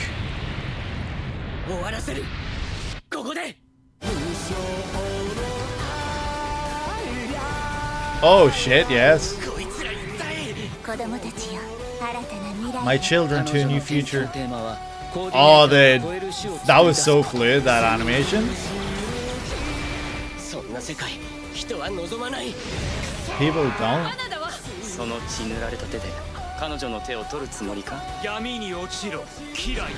Kira Yamato. No, not Kira. Freedom. That was cool. That was a really cool song. I think that the visuals for this look so different from what I was expecting. Like, this is 3D CG, right? This is the first trailer for Mobile Suit Gundam Seed Freedom, released in January 2024. Shit, this year. In Japan, or also like, or was that worldwide? The background is CG, sure. Okay. Directed by Mitsuo Fukuda, who did both Seed and Seed Destiny. The screenplay co-credited to both him and his late wife, Chiaki Murasawa, who did Seed and Seed Destiny, and with Hirashi Hirai returning as character designer. I love that she was credited in this because this is obviously a passion project for both of them. And the fact that this is realized now by both of them is just really cool. The song is the theme of the film Freedom by Takanori Nishikawa. TM Revolution. Oh shit, okay. That's cool. With t.komuro, a member of TM Network. So you're telling me that TM Revolution and TM Network came together? TM Network, who did, I can't remember the name of it, but it's that one song I've been listening to on repeat from Shard's Counterattack, and TM Revolution, who's done everything from, well, not everything, but a lot of the work for this. That's cool. TM Network was a hit 80s electronic band that, of course, did the ending of Shard's Counterattack, among other famous anime songs that you might get to eventually. And Takanori based his name TM Revolution. Takanori makes Revolution off of TM Network. So seeing them collab all these years later on Gundam, a series they both made iconic songs for, is neat. Yeah, that's what I was going to say. You made me read on when I was going to say that. I was like, that's so cool that these two artists work together to make this, because their names are both very heavily associated with Gundam at this point. But you made me like read on when I was about to say that myself. It's really cool. I love that a lot, actually, honestly. That's really badass. That in itself is one of the biggest collaborations that I can think of in anime openings, considering the impact that both artists have had on this series, and the fact that Gundam in itself is a huge series, and the work that both of them did in the series was huge. I might have gone in circles with what I just said, but I think my point hopefully came across. That's a huge collaboration right there, and I think that anyone checking this out in theaters would have been blown away by that collaboration right there. I'm sure that they knew about it going into this because of the trailer, but even still, that's insane, and I love that a lot, honestly. Kind of crazy that the whole opening starts with a nuke being dropped, and, you know, Gundam just kind of standing against that, but then being obliterated alongside everything, and then Kira just kind of getting in the pilot, or getting in the robot, and just being like, yep, this ends here, we're going to take this shit down. But the animation in this is insane. It's so fluid. The explosions, the bright colors, everything just really stands out. It's pop, it's in your face, and it really just makes me think that it just goes to show the love, detail, attention, and time that the creators for this series just felt for this, and really just run home with it. Like, yeah, this shit, I'm sure this looked insane on the big screen. Like, this looks really, really cool. It's clear that new Seed would bring in the money. Yeah. They were like, yo, Seed, that was only 20 years ago. Bring that shit back. Seeing Shin here again, but like with it's just the use of shadows here. Everything just looks so... This is crazy. Yeah, I love this so much. I love that we were able to check this out. This looks so cool. The fact we're getting to see like the lives of these characters just in this shot right here. This kind of a shot of Kira looking up at this broken statue. What does it represent? Her wing is broken, the head is gone, the arm is gone. So like it's kind of like this symbol of a broken future, I guess. You know, it's not exactly holy as it maybe looks because of the rays of light coming in behind it. Main rival of this film is voiced by Yuichi Nakamura, the voice of Gojo. That's crazy. Holy shit. That's really, really funny. That's really funny. I could not picture that voice in a villain's role, but that's still cool. Seeing these characters in this kind of style just really, really stands out and makes me think that this would be a really, really cool film to watch. And it's a shame that I missed out on watching this in theaters, because this really does look like a spectacle for the eyes. And I'm not going through it frame by frame here, because obviously it's a trailer for a movie. I don't want to stop in a frame and be able to analyze it too much to the point that I've maybe got this idea in my head of, oh no, this probably happens. I don't want to spoil myself too much. I think it was cool checking out the trailer, but I don't want to spoil myself. So I hope that this was enough, you know, what I was able to get out of it, you know, going through it a little bit. Sunrise did an amazing job here. I love that Seed was able to be brought back. I know that you mentioned that there was talks of Wing potentially being brought back. So that's a really, really cool idea. And if that is the case, if Wing does come back for a movie, maybe I'd be caught up with Wing by then that I could go see it. But, you know, the odds of that, I don't know if they're looking very high, but, you know, potentially. So yeah, we're going to move on to the next opening. You think it's actually 00 that was said, but never mind. Damn. Okay, well, the odds of that are looking even worse then in that case. Because that's a lot of Gundam I got to get through to get to 00. Wing already got its follow-ups way back when. I see. Okay. Maybe that's what I was confusing it with then, that you mentioned that Wing had follow-ups. Can't wait to check out the next one. Now that you've mentioned we are leaving the Seed Zone. So the seeds of doubt of whether we be checking out all the Seed openings are gone, and we are checking out what comes after, which I assume will be 00, because I think that's really the only two series from the 2000s that we're checking out. Peanut's here to say hi. Hello. Hello, mister. Okay, you're not really like mogging the camera. That's a shame. I have seen this one before. It has been recorded. It's in a video that I have not yet edited for the 2000s. Gundam! We're back! We are so back. 00, right? Oh shit. This is reminding me of Wing, kinda. Those visuals right there. Oh shit. Okay. Oh, love the character designs. Looks like the similar designs as Seed, I guess.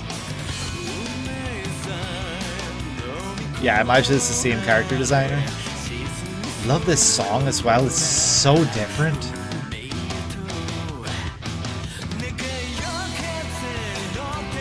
Oh shit.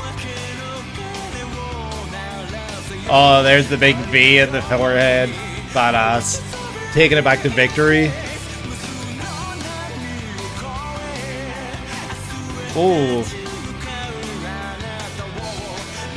The Warhol. Oh shit. Look at those wings. Very cool looking. Keep beating the wings in my back, did that say? Hang my hopes and dreams.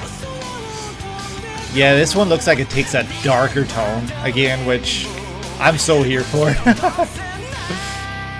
Oh shit, that's a cool final shot. They look way different, that's wild. Do they? This is Mobile Suit Gundam 00, released in 2007 by Sunrise, in 2006 Kogeas and Gintama, directed by Seiji Mizushima, who did Shaman King, interesting, written by Yosuke Kuroda, who did Trigon, the MHA TV anime and movies. Character designs by Yun Kuga, Loveless, a popular boys love, is that, or what's BL? Popular BL of the time, and music by the Kenji Kawai, Ghost in the Shell, Mob Psycho, Fate Stay Night, etc. The song is Daybreak's Bell by L'Arc en Ciel.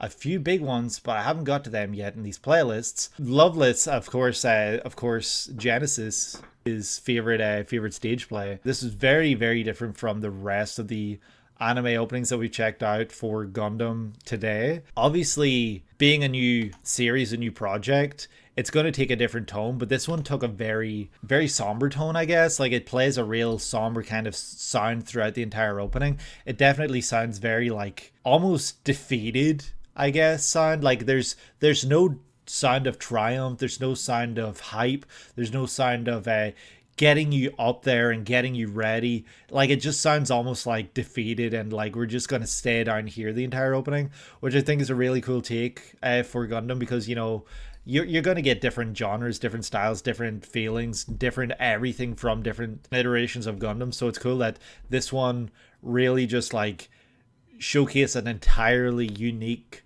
look and feel. In 2307 AD, holy shit, humanity. Funny enough, I was going to say like the shot right here looks almost like modern day-ish, where, you know, we see this city in the background.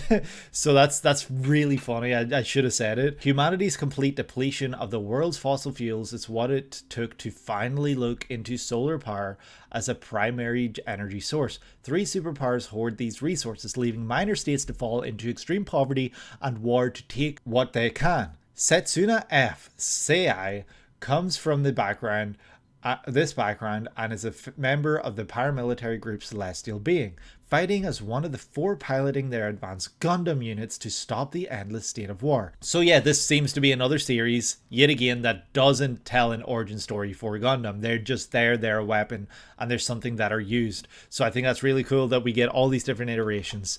And yeah, this definitely looks the most modern, obviously, that we checked out so far, not just because of the animation, but also like the character designs, the cities, everything in the background just looks much more modern than anything I guess we've seen before. All these different shots of, you know, characters, we get different shots of the Gundam with them right next to each other.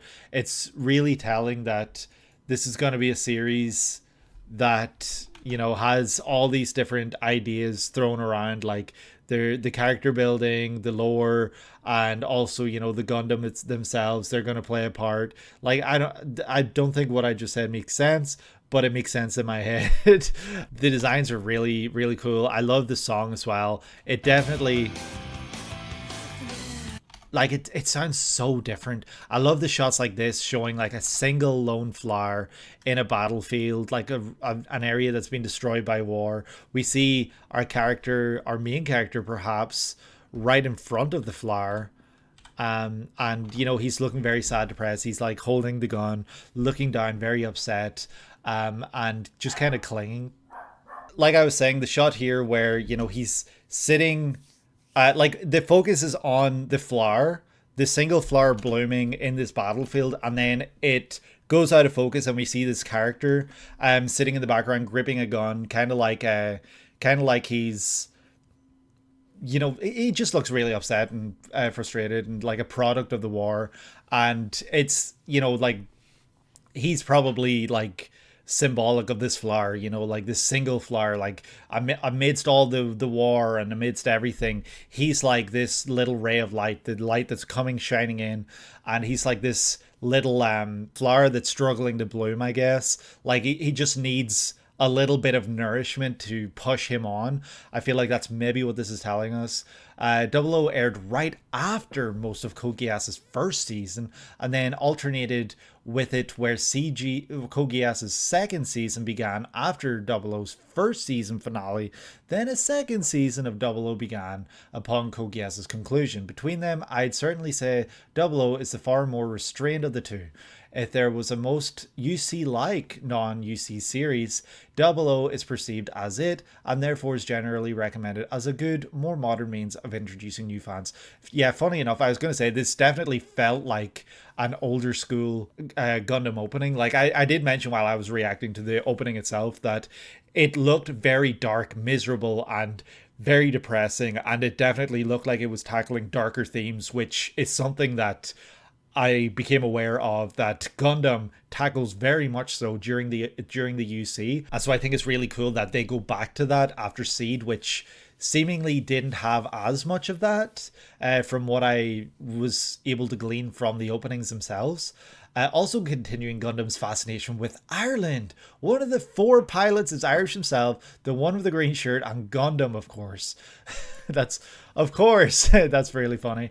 Though you wouldn't initially know it, since while his real name is Neil Delandy, he goes in public by the name Lock-on Stratos.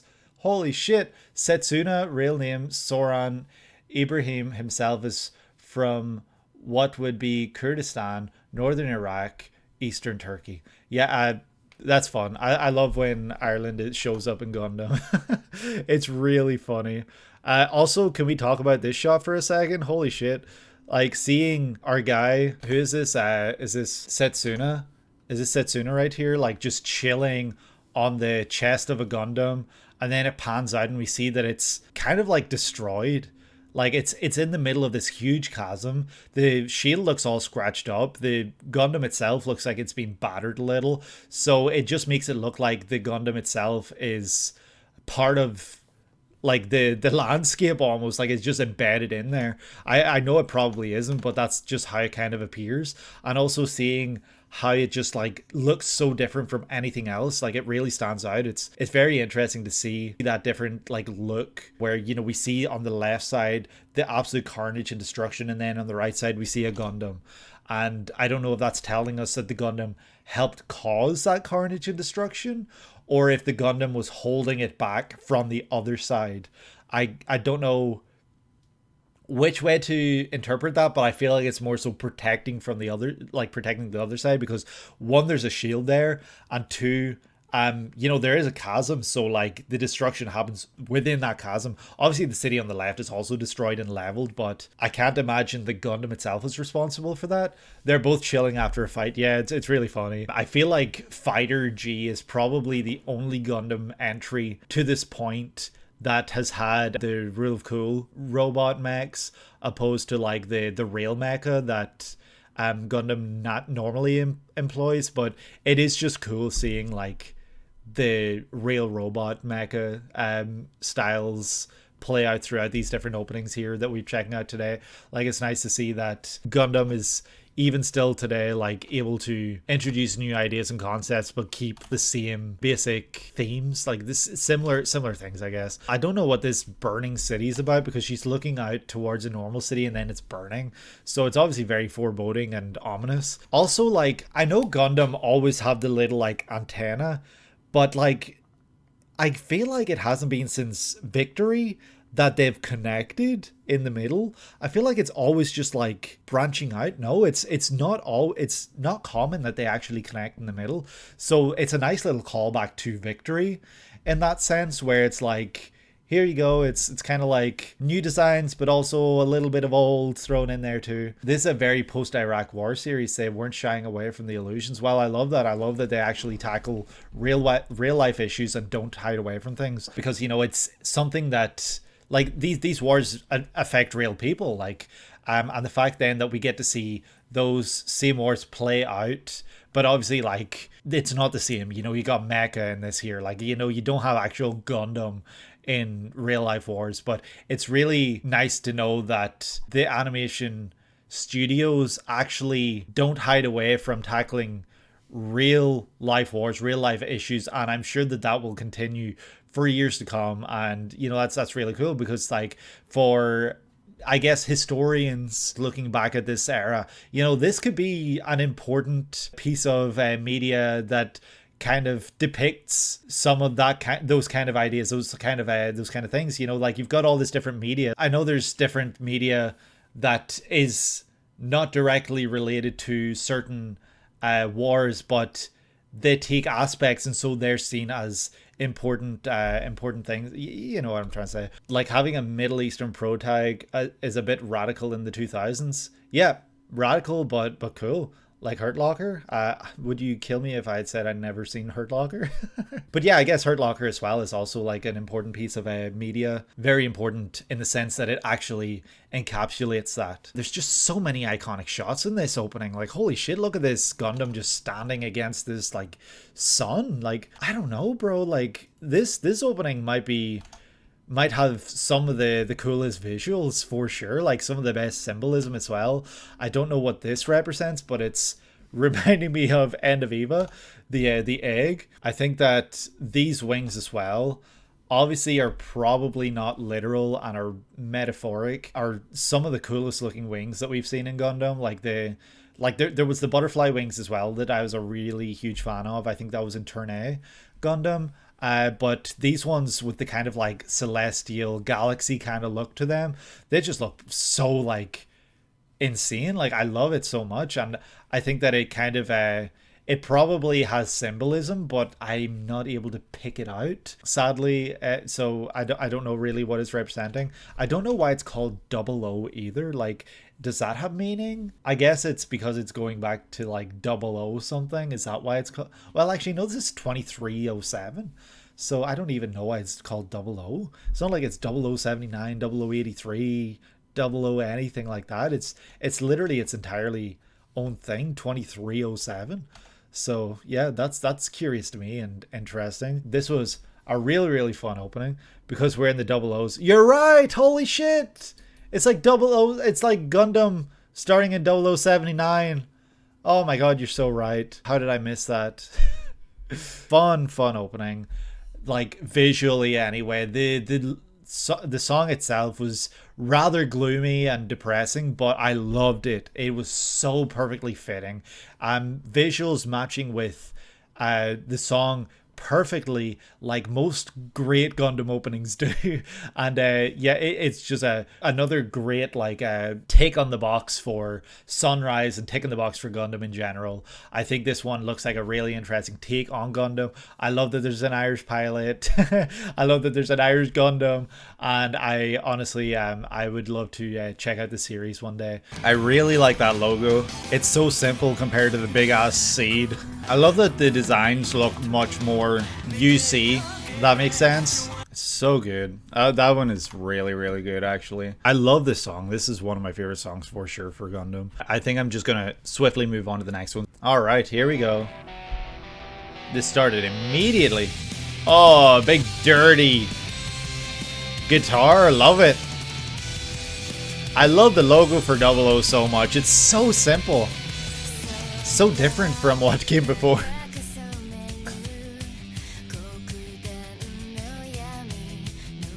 This sounds like Tommy Heavenly 6, but I don't want to embarrass myself.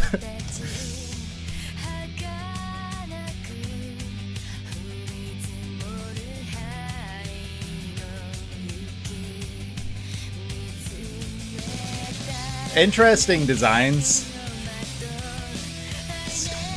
For sure. That looked like, I miss it, but it looked like one of the Gundam was like Patrick Star.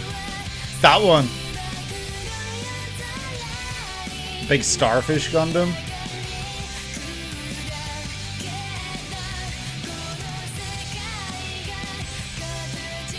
Seems to be like focus on the girls more, and well, actually that's not necessarily true. I was gonna say more in this one than the previous series, but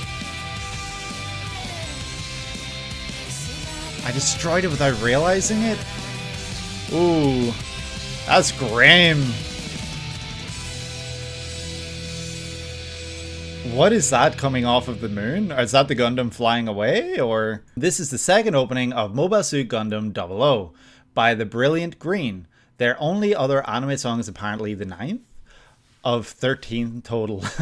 Ending of Real Life. And yes, the singer Tomoko Kawase, who did that Gintama opening you're thinking of. Okay, Tommy Heavenly 6 did opening 1 for Gintama, and they also did opening 2 for Soul Eater, so this is that singer. I recognized the voice. I was like, if I'm wrong, I'm just dying on this hill today, because that sounds exactly like her. I love that voice so much. She's got a really distinct, unique voice, and it shines. Like, I love like the cadence that she uses and just everything. Like, she's got a really great voice, and I really do love checking out the openings, etc. that she's been a part of, this one included, because this was another great one. I loved her voice in this opening again. It really did tell you this story this time around of the sadness and the sorrow in the world, and the way she sang really was very emotionally driven, and it really did just capture that feeling of, you know, these people going to war that don't want to, you know, this,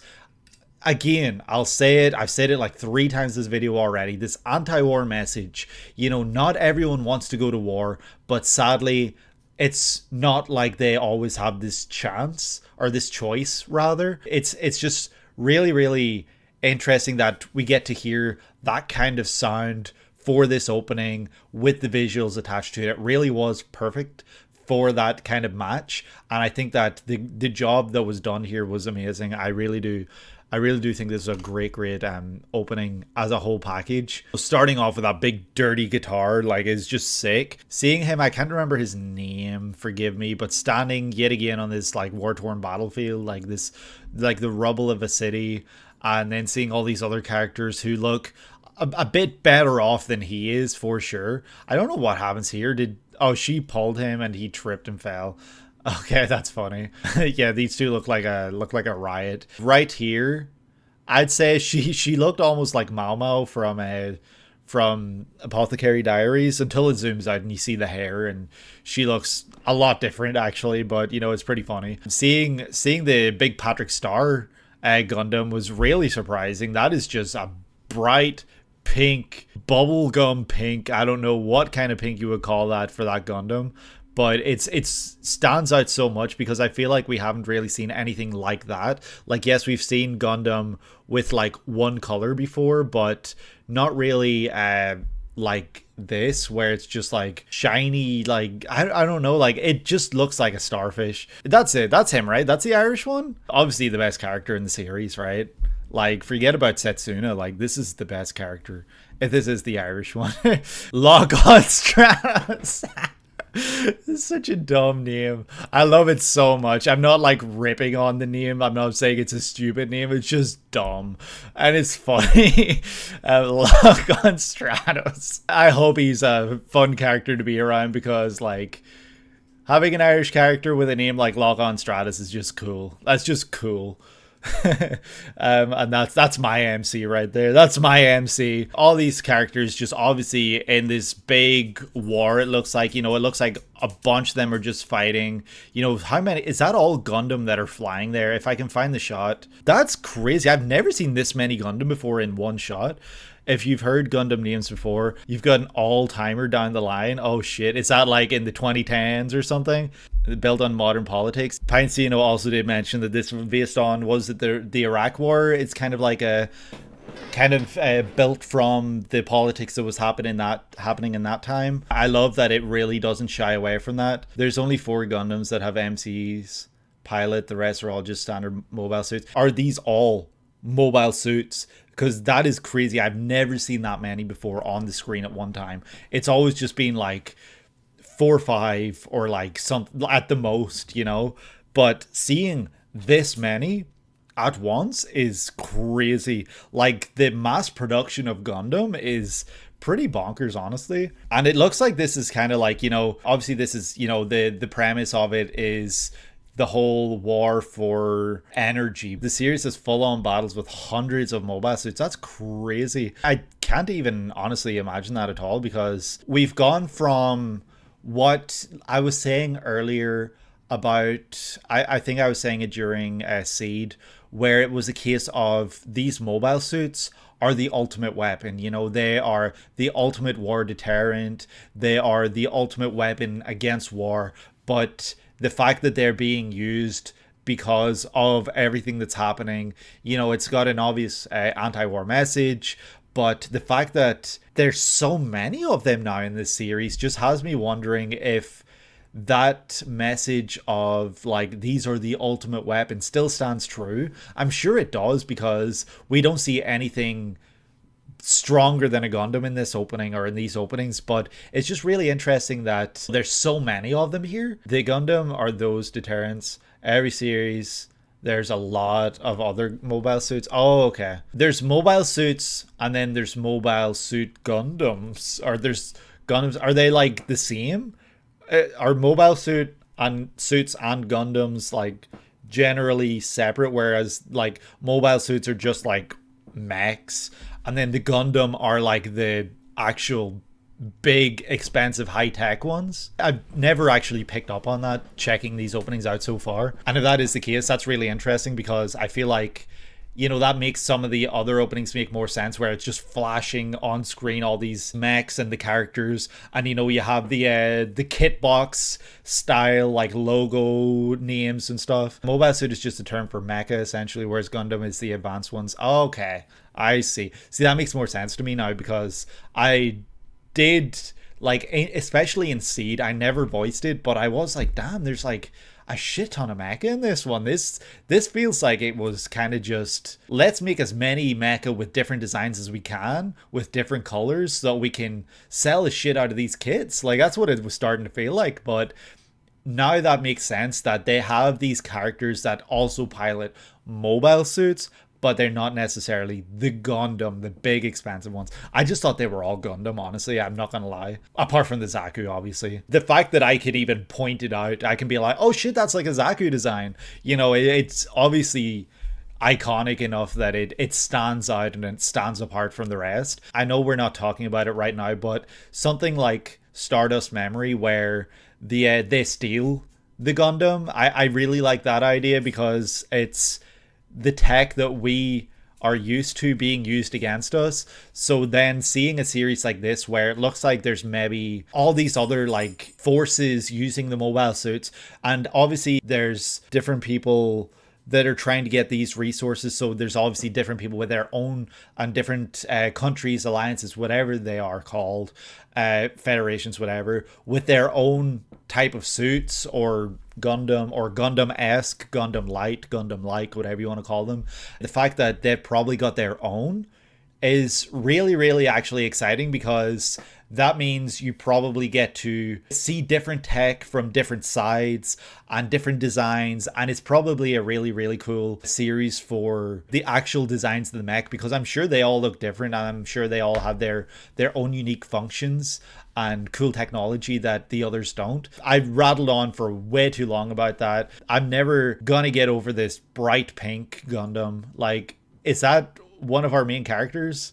Is one of our main characters in the bright pink one? Because it doesn't look like a Gundam to me, because the head is missing. It looks like something that would be piloted by one of the others, because then we see this guy in the, yeah, you think it's a rival. That's what I figured, because this guy with a Gundam, like, it's a very obvious Gundam mech, and he's wearing, like, you can tell it's the same one, you know, here. So I just, you know, I thought that was really interesting. 00 definitely looks like a very, very intriguing premise series. I really like the idea behind it. Some of these designs here, like especially this shot right here, the one on the right looks Zaku-like, but also not exactly. I think it's the big like shoulder pads and the more flat, like rounder kind of look that makes it look Zaku, but the head doesn't exactly look Zaku. But I like that the Gundam in this series, at least right here on the screen, the one on the left, which I assume is our main character because it looks the most like the original Gundam, I like that it looks a lot more basic and simple. Like, yes, I think that the badass designs are cool, but also I'm just a sucker for like that original Gundam design, the more stripped back look. I just really vibe with that kind of design, because it just goes to show that you don't need all these extra add-ons to make it look badass, sick, and really cool looking. You know, like if I was to get a kit, my first kits would not be like the super flamboyant looking ones. They would be like the simple basic ones, like the original, maybe even Zeta, like this one maybe, you know, like the ones that look more simple, because to me they're the ones that look coolest, because they're able to do all this shit without all these extra like things, like no big crazy wings, no big cannons. But at the same time, I love that shit. That shit's badass and cool.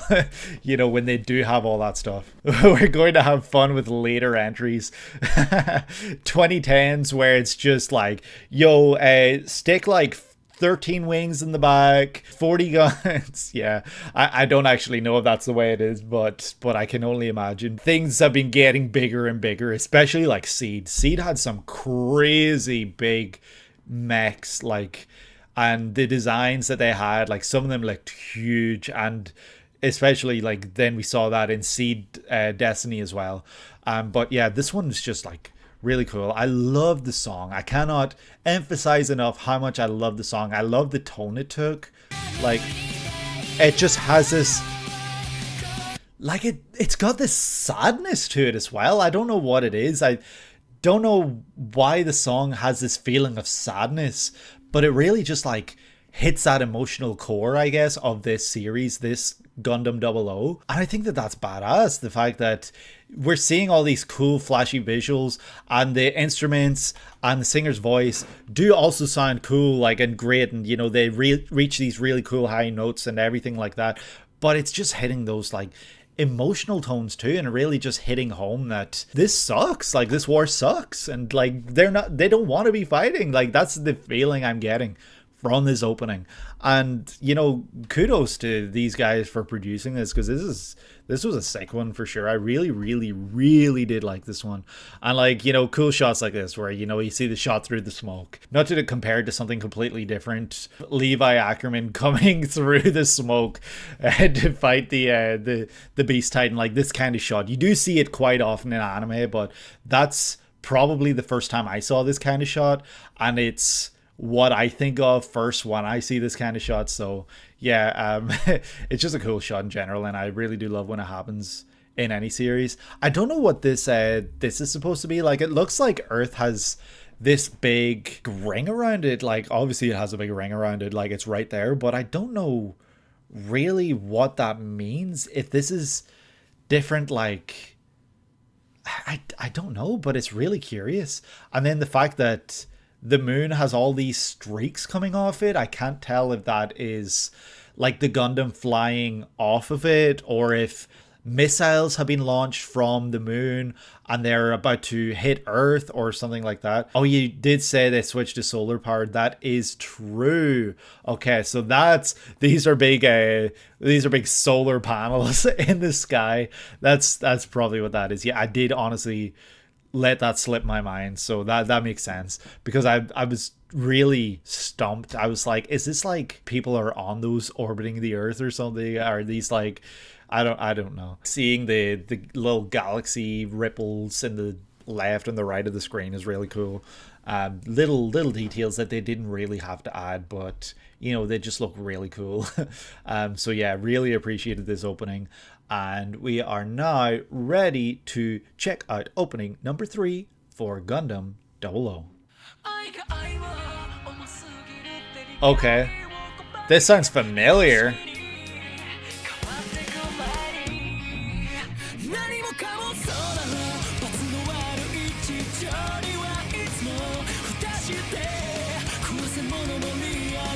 Okay, we're seeing a... Oh shit, okay. That was pretty cool. Does that lock on Stratos? I don't know what he looks like actually. I just know his suit is green. 2007. Okay.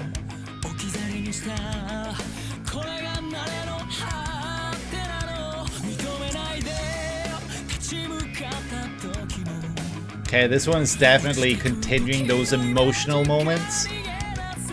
Is that her that had the crazy hair in the previous one? We're watching.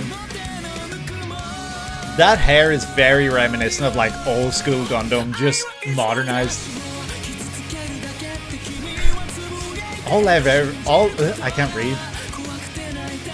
Big red Gundam. Red is always evil, right?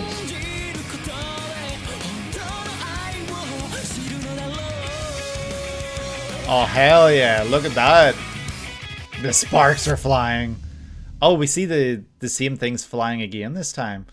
They must have more meaning and relevance than these like things that are flying through the sky than I previously thought. You know, there's 4 stars, maybe representing the main characters, like the four mains, you know, they're like stars flying through, like, yeah, you know what I mean. This is the first opening of Mobile Suit Gundam's... This is the first opening of Mobile Suit Gundam 00's second season, which premiered in fall 2008. The song is Fleeting and Everlasting Sorrow by UVERworld, who did My Hero Academia's Season 3 Opening 1, Bleach Opening 2, and Promised Neverland Opening. I knew it sounded familiar, I just would never have placed it. In my head, I was like, because of the kind of like auto-tuney sound, I was like, is this like the same group that did Parasite Opening? I knew that was probably wrong, so this time I kept it to myself. This one definitely looked a lot more grim. You know, like this is a crazy shot right here. Like it looks like this Gundam is just like this heavenly thing coming down from the skies with like the rays behind it. But then like we zoom in a little more and see that this is just the reflection on this kid's eyes, and this is our main character Setsuna. So I'm assuming this means that this is showing us what happened that day when his village or town or whatever it is was destroyed. They also did most all Blue Exorcist except the new season. Ah, okay. They did almost all of them. I have not checked out any Blue Exorcist openings. I'm guessing this is the day his where he lived was destroyed, and he's seeing that it was a Gundam, and he's distraught over it, and it's looks like this heavenly thing just floating in the sky with like these rays of light behind it.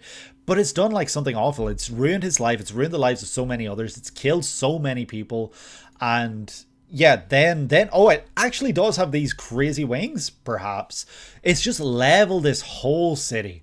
Like this one Gundam, perhaps, maybe there were others, has just leveled this whole city and just changed his kid's life forever. Like, Mobile Suit Gundam Wing? What? And yeah, then, you know, we see him on this battlefield just running and seeing all this carnage, seeing so many people that he knew and loved just killed behind him, in front of him, just all this awful shit. Like, it's cruel. I know that a lot of the older Gundam series really do drive in this message of kid pilots, kid soldiers, because they need soldiers, and you know, it's just like this real message of like, you know, even the kids are fighting and it's just awful and anti-war, all that. But to see like all this in an opening, I feel like it normally doesn't show all the nasty grim shit that has happened to these kids in the openings. I feel like a lot of the times it just shows them kind of smiling, doing thumbs up, and just like, you know, focusing on them looking sad rather than actually showing what they've been through. So this is really different from the rest of the openings we've checked out for sure, but I loved it. There it is. There's the 4 main characters in the background flying through the sky, and they're leaving that trail behind. So yeah, I wasn't far off, I guess, when I said that, but that's really cool that I was able to pick up on that, I guess. The mech designs look badass and cool, obviously, and you know, seeing all these characters going through a lot in this opening, like there's death, there's screaming out for hope, there's these guys just looking cool. And then I don't know what is happening here. Like, is this a hairy Gundam? Like, is this Gundam got hair? Is this acrobatic Silky? Like, what is happening here? I don't know what's happening here, but this looks crazy because either they're being held down by something and held back, or they've just got crazy hair flowing in the back of their model, which, you know, that's cool. That's very different, but I'm surprised, I guess. I did not expect to see something like this, but yeah, that's pretty cool. It's looking like that red flower that's over anime, all over anime openings and endings. Oh god, don't say that. Oh god, you're right. Oh no, one of those. Okay, so yeah, they die here for sure. This is a sign of their death. Whoever this is, they're not making it out of this series. They're dead. They've got that death flower behind them. It's over. It's so ogre. But anyway, 00, cool logo yet again. Seeing the characters, like, they're just so sad this whole opening. They're all reaching out for something. I don't know if there's a single person smiling in these openings. I'm gonna sound crazy here, but I feel like I've seen this character design before. Like the red hair, kind of curly and freckles. I don't know why or where. I feel like I've seen this design before, but yeah, weird. I just feel like I've seen that. I think that this shot, especially right here, this looks like, call me crazy, but this looks like a 70s anime opening character, or 70s anime character, not just opening, but envisioned in a modern style. I'm thinking Go Nagai's Mazinger, you know, like the main character. I can see him here. Like, call me crazy, but I'm seeing that right now, and I think that's cool. I love that so much. I really do love that old look, and I think that when they re-envision it in modern style, it looks cool, and I do really like that a lot. Shots of the character reaching out and then not being able to reach her, and so reaching out as a Gundam instead. It's pretty cool that they make that transition, because one, it tells us that this is his Gundam for anyone just watching openings that wasn't, you know, 100% sure about it, but it's also like telling us this kind of little story that he himself couldn't do enough to protect her or to save her, and so he turns to the Gundam. in the hopes of maybe doing that, but in doing so he has to fight, and we see him fighting. And are these swords that he has? Fighting a Zaku, which looks sick. Such cool designs. There's our guy right there. That's got to be Stratos. Lock on Stratos lock on. I can't remember which order he came from. That green background type you see all over the original series. So I see where your retro point is coming from. There's our guy right there with the red pelvis for some reason. So this is obviously the main villain right here. He's got, I can't tell if it's red hair, probably red, or like a brown color. He pilots the red mecha. I love his character design though. He looks like a real gruff, bring him up, bring it on kind of character. Like he looks like he's there to get shit done. But you know, I'm sure if I'm watching the series and seeing the awful things that he maybe does, I'd be thinking like, shit, I hate this guy. This guy sucks. But like the look of him, he looks cool. Like he looks like he's oozing cool. So if I was actually checking this out and I found out that he was a loser, that would be really funny. But then, you know, seeing all these bright colors, the lasers in the sky, I feel like this is a really common thing that they did in the 2000s, like this kind of color, and for like the big explosions, lights and everything, because we saw that a lot in the seed openings. He's voiced by Keiji Fujiwara, who was Leorio's voice actor. That's crazy. That's really cool. I can hear the voice, and yeah, he sounds cool. Like he's a cool character. He's a cool guy. Those horns, the little horns on the helmet. I love that. I love that there's something different. Mask.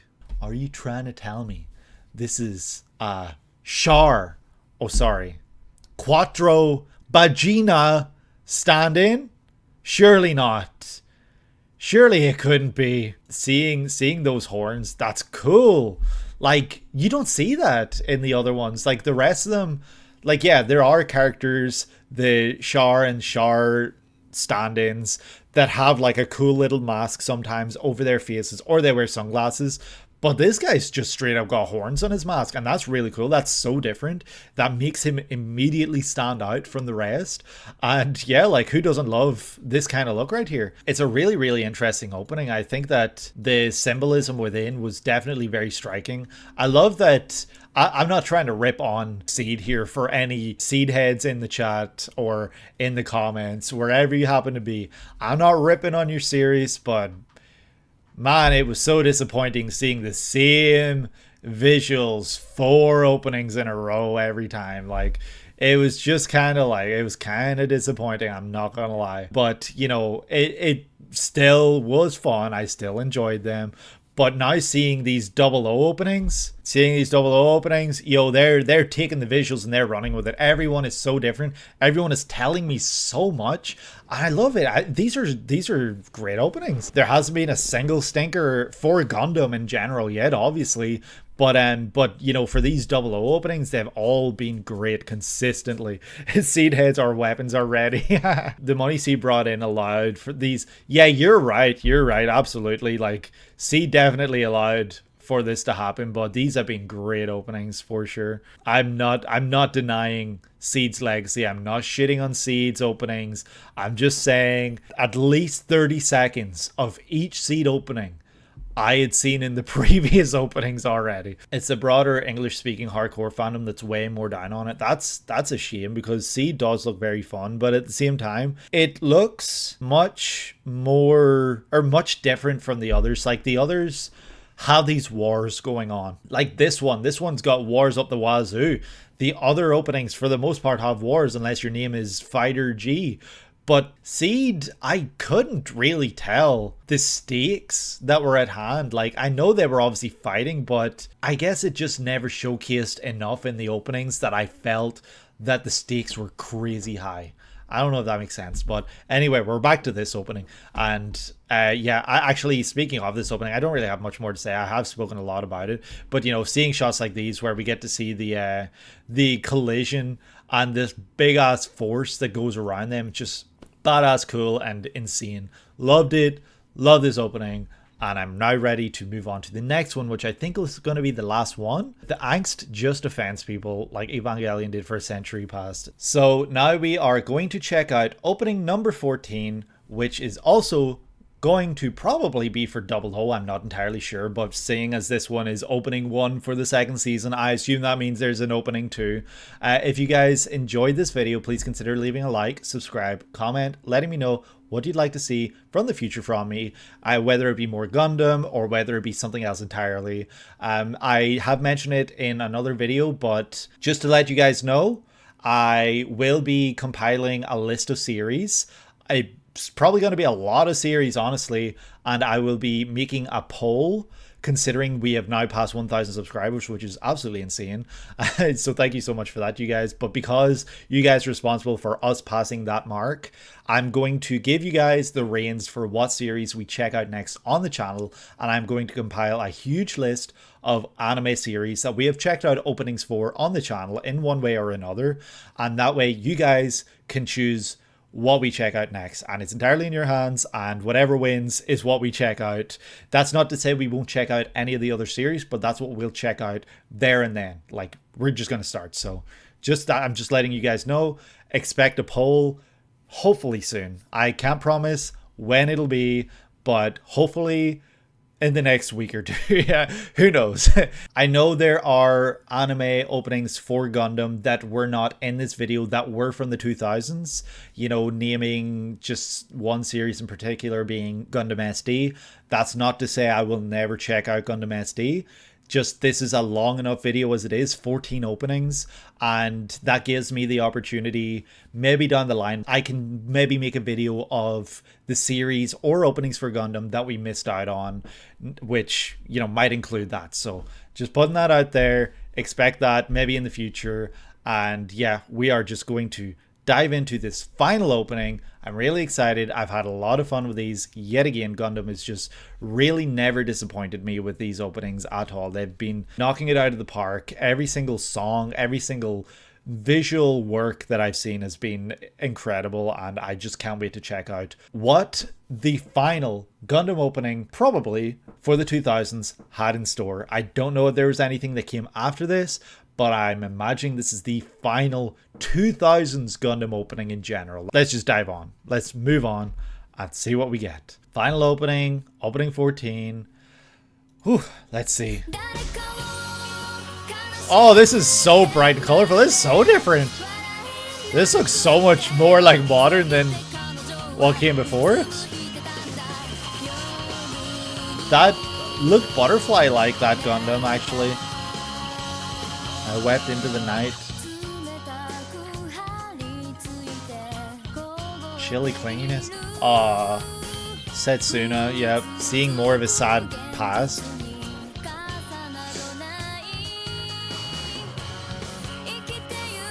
There's the cross behind him again. We did see that previously, so he was in the graveyard just then.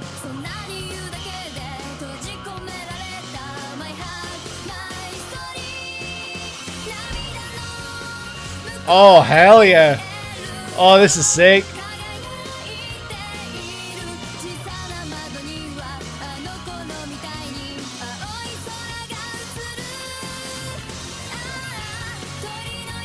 This is so good. Holy shit. This is a banger. Oh my god, the guitar just... The way her voice just shone through just then too. The visuals too are crazy. They're so good. Oh! Okay, I saw the samurai like...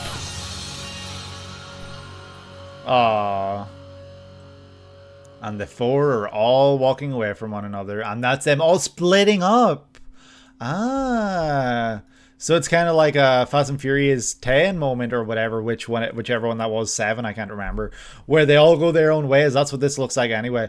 But it's interesting that you can see where they start off from. Like the one at the far right starts off right next to the one that goes to the far left. So that's pretty interesting, actually. This is the second and final opening of Mobile Suit Gundam 00's second season. The song is Past the Tears by Stereopony. They've done one of the many Bleach endings of 33. There are 33 Bleach endings, if my maths is correct. That's the only reason I have not checked out Bleach endings yet. There's just so many that it's this huge mountain that I know me who likes to talk for so long.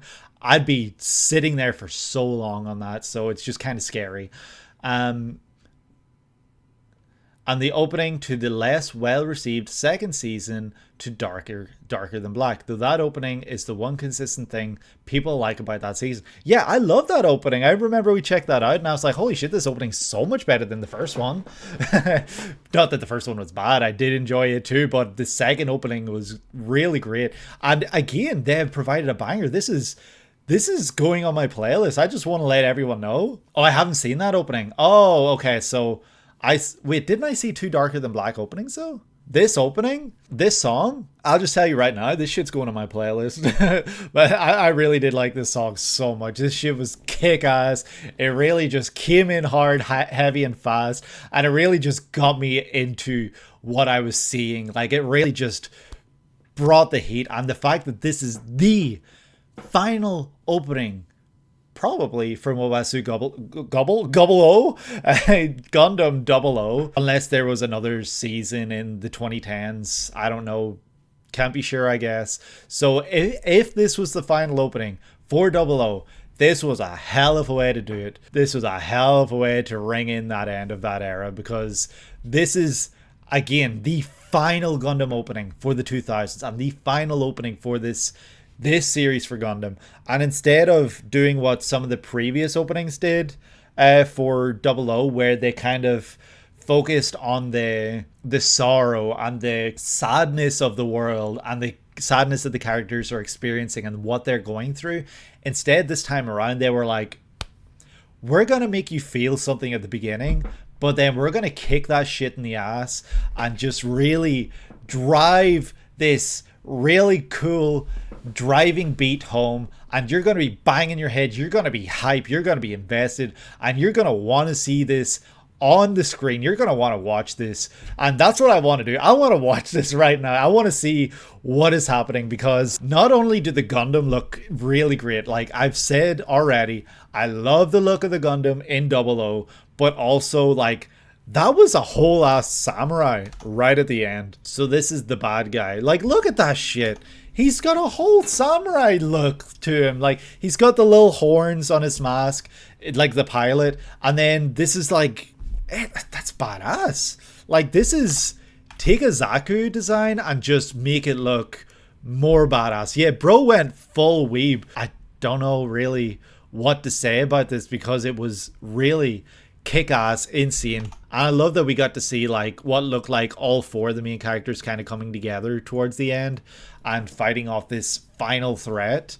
But, you know, this visual of like, not to bring cringe into this, but it's reminding me of like Harry Potter when they're doing their little like silly little fights with the wands and shit, where it's just like these big beams of light. Like, that's what this reminded me of. But this is obviously so much cooler, because this is mecha. This is two big mecha that are just colliding, and you can see like the light just emanating from them. It's insane and it's cool. And then immediately after that explosion, we see, I'm guessing this is our main character, Setsuna, looking very sad, and the lyrics saying, "And I wept," and he's reaching for someone and just barely able to grab them before it fades away. And did we see a butterfly? Yeah, we do. We see a butterfly. It's hard to see as I'm going by frame, but it's at the very bottom right now. This little butterfly flying away. And that's interesting, because at the very start of the opening, they are all reaching for this butterfly. And immediately after they're reaching for it, we see, wait, I don't know what is that referencing Lock on Stratos right there, like that crosshair? I don't know. But immediately after showing all that, we cut to this scene where we see this Gundam flying in, and the way that the wings are and the way that it's showing like the body, opposed to like seeing, you know, it's standing upright almost, it almost looks butterfly-esque. So the fact then that they are reaching for butterfly, which butterflies represent beauty, nature, and, you know, just general innocence as well as freedom. Anything with wings can represent freedom.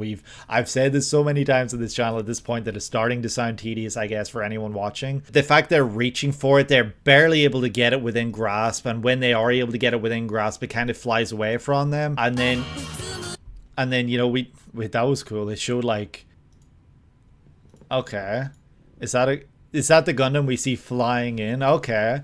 I see. That's cool. I never noticed this, but that's really cool. That big cross in the sky, that light, is actually the Gundam that we see right after. Like, we start to see it slowly come into frame, and the crosshair that we see is kind of actually just it's splitting up and like coming into view, like the lights splitting off, but the crosshairs perfectly go around Setsuna, our main character, to show that he is in the crosshairs of, I guess, the villains, the main antagonists, or just anyone that goes against him in general. Like, they have him in their sights, and then once he starts to disappear, the crosshairs start to disappear, and the Gundam is fully in view. That cross, yep. So the cross obviously represents Jesus dying on the cross, and then we see Gundam. So I don't know what that's trying to tell us, but then the cross splits into like showing Setsuna, so I don't know if it's kind of telling us that he sacrifices himself or anything like that. I'm looking into this way too much. I realize that, but you know, that's kind of what I do. I kind of take a really small dumb detail and I stretch it into like something that definitely almost probably doesn't happen. So you know maybe he sacrificed himself.